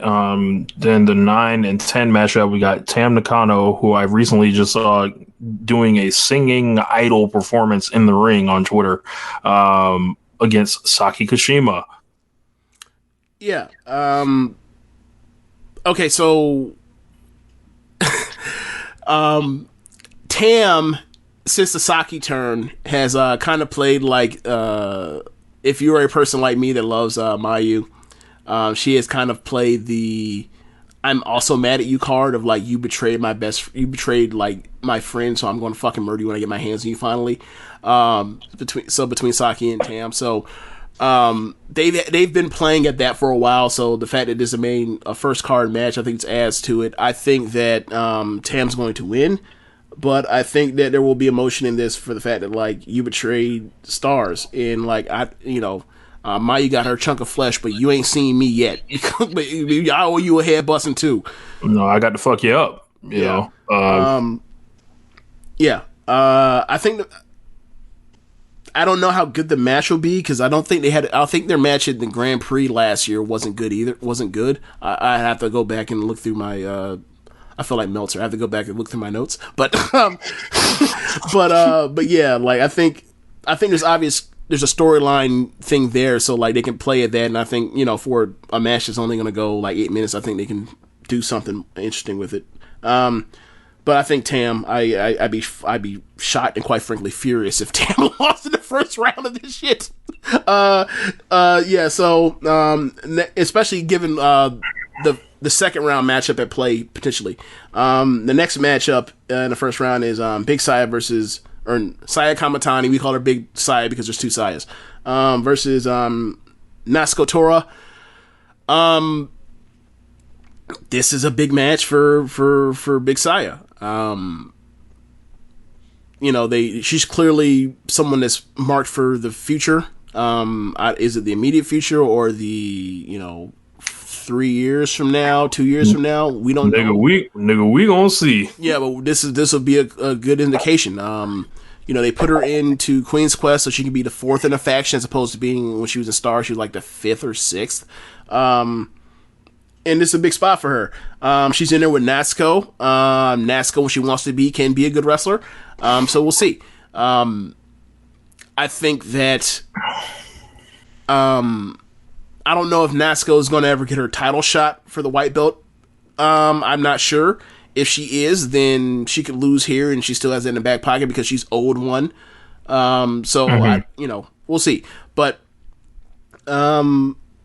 I think the main thing from there is, like, if you get Saya wins and Tam wins, in the second round you get Saya versus Tam, and that's something I want to see. I've already seen it before. They had a good match. But, like, with the added part of I was your mentor and you left me recently on one of the last shows, and I think that's something that, like, would be a great storyline for a tournament, and especially when you're looking for matchups and things you can do there in a single night. Next match after that is Utami Hayashishita versus, I'm sorry, I said like an American. Utami Hayashishita versus Micah. Stop fetishizing the Japanese. Yeah. Like, we're doing how long have we been doing this for now? And he's talking about, like, fetishizing Japanese wrestling. Like, how come? Hey, do you see what my thing was on one of the messenger nicknames were? Stop fetishizing American wrestling. No, it was stop fetishizing American basketball. Oh, okay, yeah. So anyway, yeah, they faced each other for the Futures title a few times, or maybe once, I think. Either way, like, they have a clear chemistry of being two judo women that throw, or judokas, what do you want to call them, that throw each other around a lot, so that'll be a fun match. House battle. Yeah. Utami's always won, so maybe this is a moment where Micah gets a W for once. Like Utami, she had a red belt shot in the summer. She had a white belt shot recently. They're heading towards putting Saya in, Big Saya and Utami in a tag team. They're probably getting the next title shot for the tag titles. So I can see them putting over Micah right here. So that sets up in the second round a Donna Del Mondo person versus Hannah. So let's just get to the last match of the main event of the first round. Mayu Iwatani versus Hana Kimura, which is like the best wrestler in the company versus the most popular wrestler in the company. And I don't know if you know this, Rich, but they're airing the first round live on YouTube. Oh, so you already know what that means. The first round, Rich. Yeah. The first round, which means, like, they're going to go out here and they're going to try to have a great match and then try to get you guys come off your coins to go get yourself. Watch Hana Kimura. Yeah. So, look, I think Hannah has never beaten Mayu in a match. So she about to dump her over the top rope. I think she could pin her. I mean, either way, I think. If I was booking this tournament, she would not pin her. Okay, I mean, I'd be like, yeah. Now that I think about it, yeah, I can see that. Like you do the cheap finish or whatever, or the over the top rope elimination or whatever, and be like, all right, you have Hannah just go through. Well, didn't Hannah win the fucking? She won the Grand Prix. Oh my God, Julia's gonna win then. There's only 3 people. We'll get to it in a second. I feel like there's 3 people that can win it. I think there's 3 quote unquote favorites. But Mayu going down in round one though. Down goes Mayu. Yeah, I like. Not only do I think she's going to lose, I think she should lose. So, like Mayu has nothing to prove. She's the fucking red belt champion. Like, I don't. Why is she in this shit? Oh, they put the champions in. Okay. Yeah. Also, you got to remember, like they got to try to draw because it's a show. So it's like last year when Guess Who was the red belt champion, she was in it. And Momo was also in it when she was the white belt champion. Like they put champions in there. Yeah, this is a good time to say note about her absence is the white belt champion, Arisa Hoshiki. She missed No People Gate and she's missing this show. Yep. There is a global epidemic going on or pandemic going on right now. We don't know if she's been subject to that pandemic or not, but she's not here. So yeah, whatever it is, hope you get well soon. Yeah, I mean, either way, it's either she has a messed up neck that randomly she woke up out of bed the day before she's gonna have a title match in the neck and she just could not, or she has coronavirus. She's been quarantined. Looking at her social media, looking at the stuff she's done, it would suggest to me that like she is by herself. Which, I mean, if you have a bad neck, you may not want to be around people, but it seems like the stuff that she tweets obviously is translated roughly through Google Translate, but it seems like someone that is being isolated. So, I don't know. Either way, hope her the best. Hope she comes back soon. Hope her speedy recovery from whatever else, because, like, both suck. A bad neck or a fucking coronavirus, they both suck. So, yeah. Either way. Was this... also her absence, B Priestley, is this strictly due to like travel regulations, like out of I thought she lived in Japan, but I mean they were in the UK. I'd imagine. I mean, I don't know, but I also noticed that too, that B was on the thing, and like B was in it last year. B lost in the first round to Hazuki, so this is the thing where like she's never in this thing. She's in it. I don't know. Gotta have One Nation Radio Stardom Wrestler of the Year. Briefly, absent. Raise an eyebrow here. Yeah, maybe it is a UK thing because she was over in the UK with Will. She is a New Zealander. But I don't know. I mean, I don't know. Like, if you were to ask me if there was somebody that she would be in front of on this thing, I would say that they would have her in there instead of Jamie. But whatever. It is what it is. It'd be nice to have seen her in, but she's not. And also, she was a red belt champion in November. She lost it to Mayu. She just had a white belt match at the February show with Arisa and lost. So it's like even if she was in it, she wasn't going to make that much noise anyway. Mm-hmm.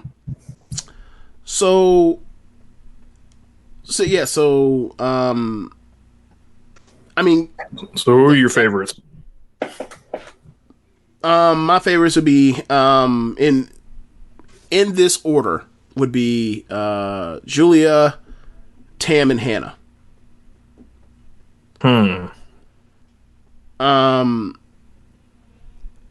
Hannah. Okay, so at play with the Hannah thing, I imagine Hannah and Tam are going to be in the final four, have a semifinal match. I don't think Tam's ever beat Hannah. So you have that at play. Hannah also just won the Grand Prix. Then on the other end, you also have, and also it spares you from blowing off Hannah and Julia like in a, on a Cork and Hall show when like you have the Oda City show at the end of April. Mm-hmm. So you also have that coming. So like that's probably going to be their number 3 match on the card, or number 2 match with whatever white belt red belt match, or if they do a title for title match, white belt versus red belt between Arisa and Mayu. So there's also that. We don't know what Mayu's situation is. Maybe Mayu is we don't know because all the stuff is up in the air because we don't know what people are what's scheduled and what's not scheduled yet. But like. We assume like the big play is still this show at the end of April, and I wouldn't be blowing off Julia versus Hannah in a Corgan Hall main event that's sells itself out because it's a tournament, a single night tournament. So that was Tam. That was my thing for Tam, and also with Tam, you have the playoff of she lost. She lost her white belt match to Arisa in June. She finishes second in a block at the Grand Prix. She's in the final of the tag tournament. She retires Kagetsu, or more or less retires Kagetsu, and like the whole promo is about her, progressing after leaving Oedo Tai, and Kagetsu says like, look, you need to, take what you've learned over these years without me and like go after your dream, go to the white belt. You have the storyline play of, when Tam lost to Arisa the first time, she said, don't you dare lose that belt to anyone else. Arisa still has the belt. You have Arisa closing in on the defense record of, I think it's 13. She's at 10 or I can't remember. It's close. It's close to where like if Arisa gets upright and healthy, or before this thing happened with nobody, it would have been it would have been like close to where like that's that play of like the dream, the white belt versus the defense record. Like you've had all this third line elements at play, so like I think she has to be someone that and they showcase the hell out of her when it comes to promo stuff. So she's a high favorite for this thing from a story element, and sentimental favorite for a lot of Westerners. And then you have Julia, which is like, well, duh. Like, do you see that commercial they just did with her recently? Or not with her, but like with Stardom wrestlers? Nah. Yeah, so Bushiroad does video game stuff, and they did this commercial, and it had Stardom wrestlers in it, and like Julia, it's all like, how like Suge Knight was something like, if you're tired of people being all in the movie or all in the videos or whatever else, like Julia was all in the commercial, like front and center. Even had a cameo appearance at a spot that didn't even have like the wrestlers before they got to the part with the other wrestlers. Like they are all in on Julia. Boy, I don't blame it ain't just WWE who be out here just over doing a motherfucker, huh? No, I mean the thing is, right? Like there are a bunch of people in all sorts of wrestling. You have to make people want or be okay or want the push, right? Like whether it is the Dark Order or it is Hangman or it is Okada or it is Naito, it's like everybody manipulates. It's do you put on a product that people will buy into to where when you want to manipulate something the crowd isn't really ready for or whatever else, they will eventually come around to accepting it. And I really think this is more of a Okada, Hangman, Naito situation than this is a Roman Reigns, Lacey Evans situation. Like they have the goodwill to you to be okay with whatever people people they push, because it's a completely ran promotion storytelling wise and booking wise. So I think the storylines in place for Julia to go through the TCS members. Maybe she doesn't wrestle Hannah in the final, but she will. The story will be there that she beat her two, quote unquote, her number two, her wing women. So that's there at play for this in the future. If I were them, I'd do that and protect the match. But I think it really comes down to those three. Anybody else you think I'm being dismissive of? Maybe trying to look, because like you're a lot more plugged in on this than I am, but. I feel like there has to be somebody that gets further than you think. And for me, that I feel like that would be Big Saya. And could be. I wouldn't put a Final Four appearance for her out of the question here. Okay. Would Azumi be crazy? Yes. Okay. Wait, for a Final Four appearance? Yes. Okay. Just because her first run, that looks like armbar. Like,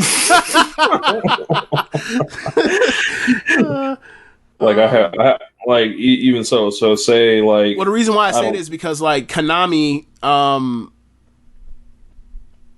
I would set up Konami. Okay, so there's this thing between Julia and Azumi where like, okay, so before Donna Del Mondo took the trios belts off of Queen's Quest, they were back and forth arguing about like, okay, we are teen/early 20s versus you grown ass women. Yeah. And that was kind of that was their beef before they took the belts off of them, and like that match ended with like Julia murdering Azumi, and right after Azumi was like trying her ass off, trying to get over her, and then like it got Azumi over by like the crowd wanting desperately for Azumi to beat Julia, even though like of course that wasn't gonna fucking happen. And they went out there and she gave her a gore buster in the 2 knees and then put her away with her move. So like there's still that at play to like play up, like if they want to lean into Julia being a heel, then they could just have her beat up an 18-year-old, or sorry, a 17-year-old. True. They could. So that's the reason why I said like they could possibly play on that, where like, you know, have her beat Starlight, have her beat Azumi, like just bully the kids. I wouldn't even think of that, but yeah, they could do that. You know, and also with Azumi and also with Konami is like Konami, you know, she's one of my favorite wrestlers in the company, but like she just lost in the December, the Grand Prix, not Grand Prix, my God, the New climax, the climax show, in the white belt match. She had a red belt match in the summer against B that wasn't on a Korakuen show, but was probably my third favorite B match ever. So yeah, I think they say like, well, she's not somebody that we can use to put over, you know, like being Konami. She's a gatekeeper. You beat Konami, that means something. So they could do that with Azumi. I sound crazy when I say like she could beat Jamie or Shuri. That would never happen. But so I withdraw what I said. Like I can see her getting the first round upset and that be it. But yeah, I think. Yeah, I think you're right. Sai is the person that most likely to have a surprise breakthrough and get to a final four that we just don't see coming. So who do you think's more likely to win this thing or whatever? Oh, it looks like Julia for sure. Yeah, I think so too. So if you want to get besides who do you think's gonna win, who do you want to win? Shuri. So you just want kicks and kicks and kicks, huh? In a white belt match.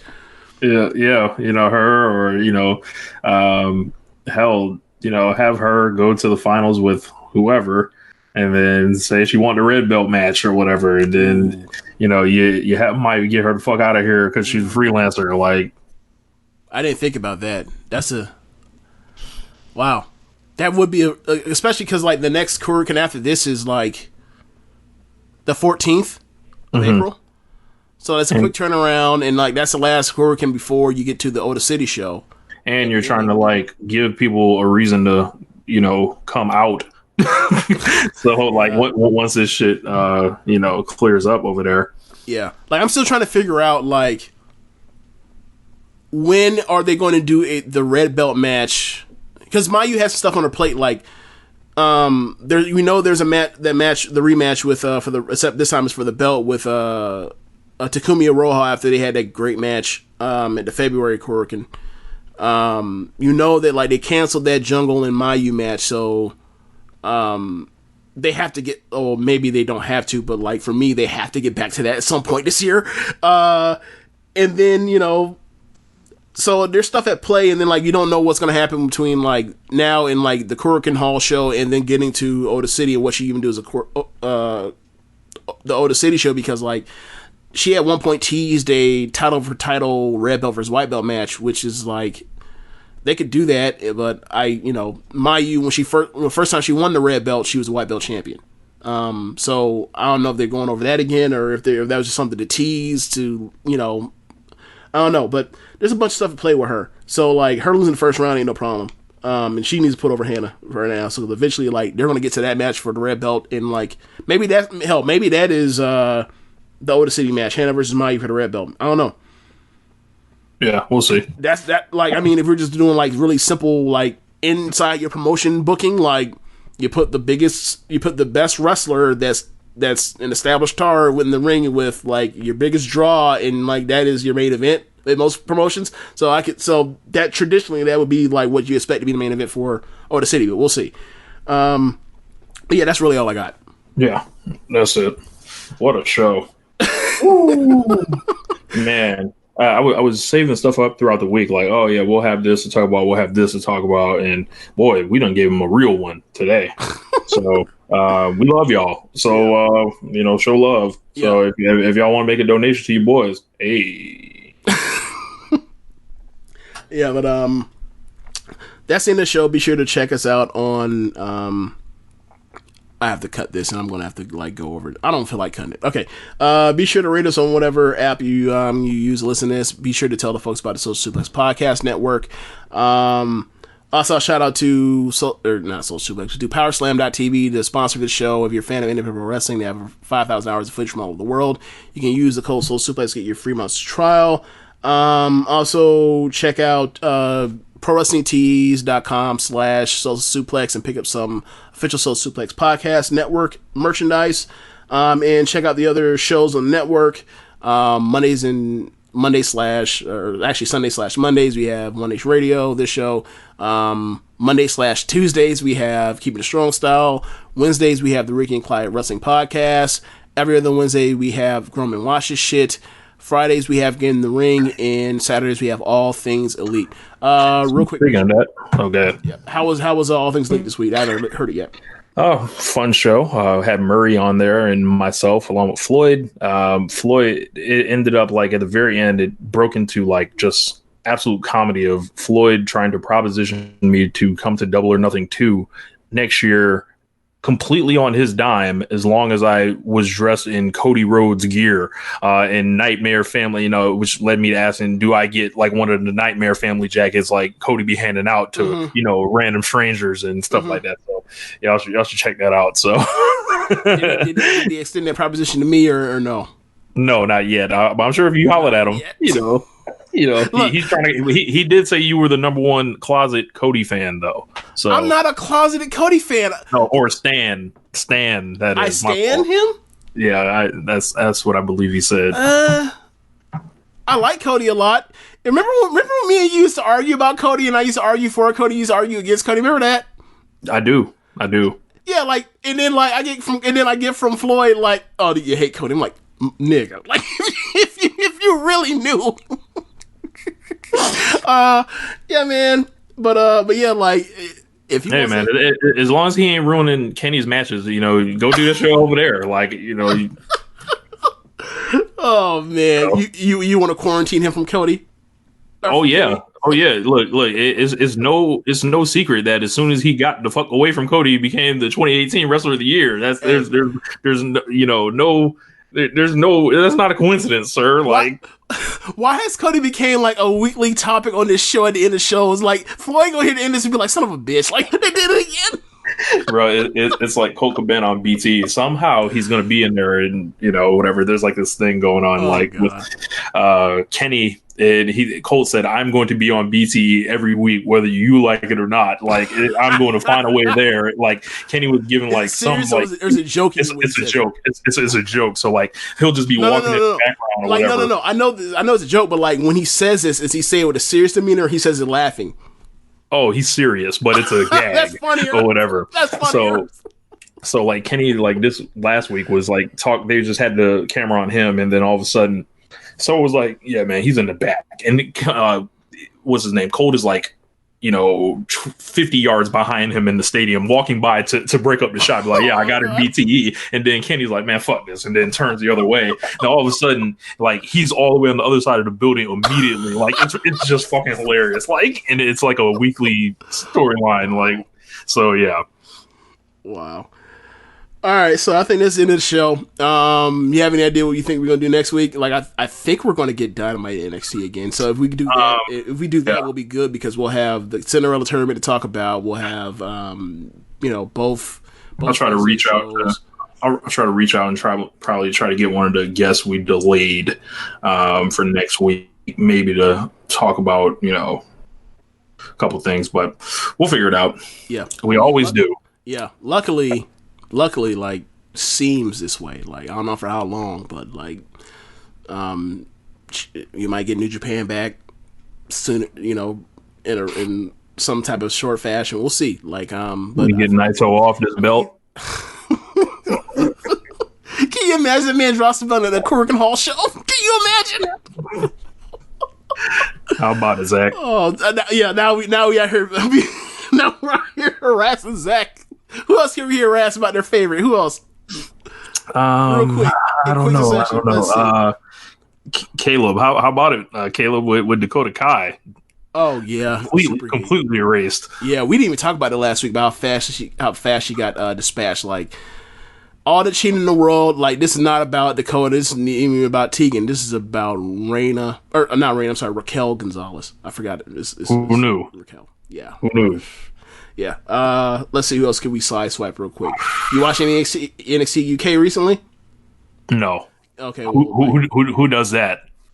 I mean, our brothers over on the other side of the pond that cover that do the Ricky and Clive Wrestling podcast. Like, gotcha. Finn Balor was I think he already taped that show where he they're setting up the Walter versus Balor stuff, and like I think that show got canceled. That was going to be in March, right? I think so. Yeah. Yeah. So since that got canceled, like and Takeover got canceled, like eventually we're gonna get this Walter versus Finn Balor NXT UK championship match, and like we will see if like what the possibility is for Walter without a coffee stuck dragging him into the mud. We will see what one of these NXT UK takeovers look like. We did not have to worry about that kind of nonsense. The last one we got didn't involve a coffee dragging into the mud. We got bait versus Walter. So look, if we get a 5-star match, we know don't ever put them niggas ever again. And that's my side swiping of the coffee. Look, man, the NXT UK is the Joe Coffey story. Oh, so shouts out. No one watches. Shouts out to Rick. Hope everything's well. Yeah. We ain't heard from you, bro. Hope everything's good. Yep. But that'll wrap it up. Yep. Later. We'll holla at y'all. Peace.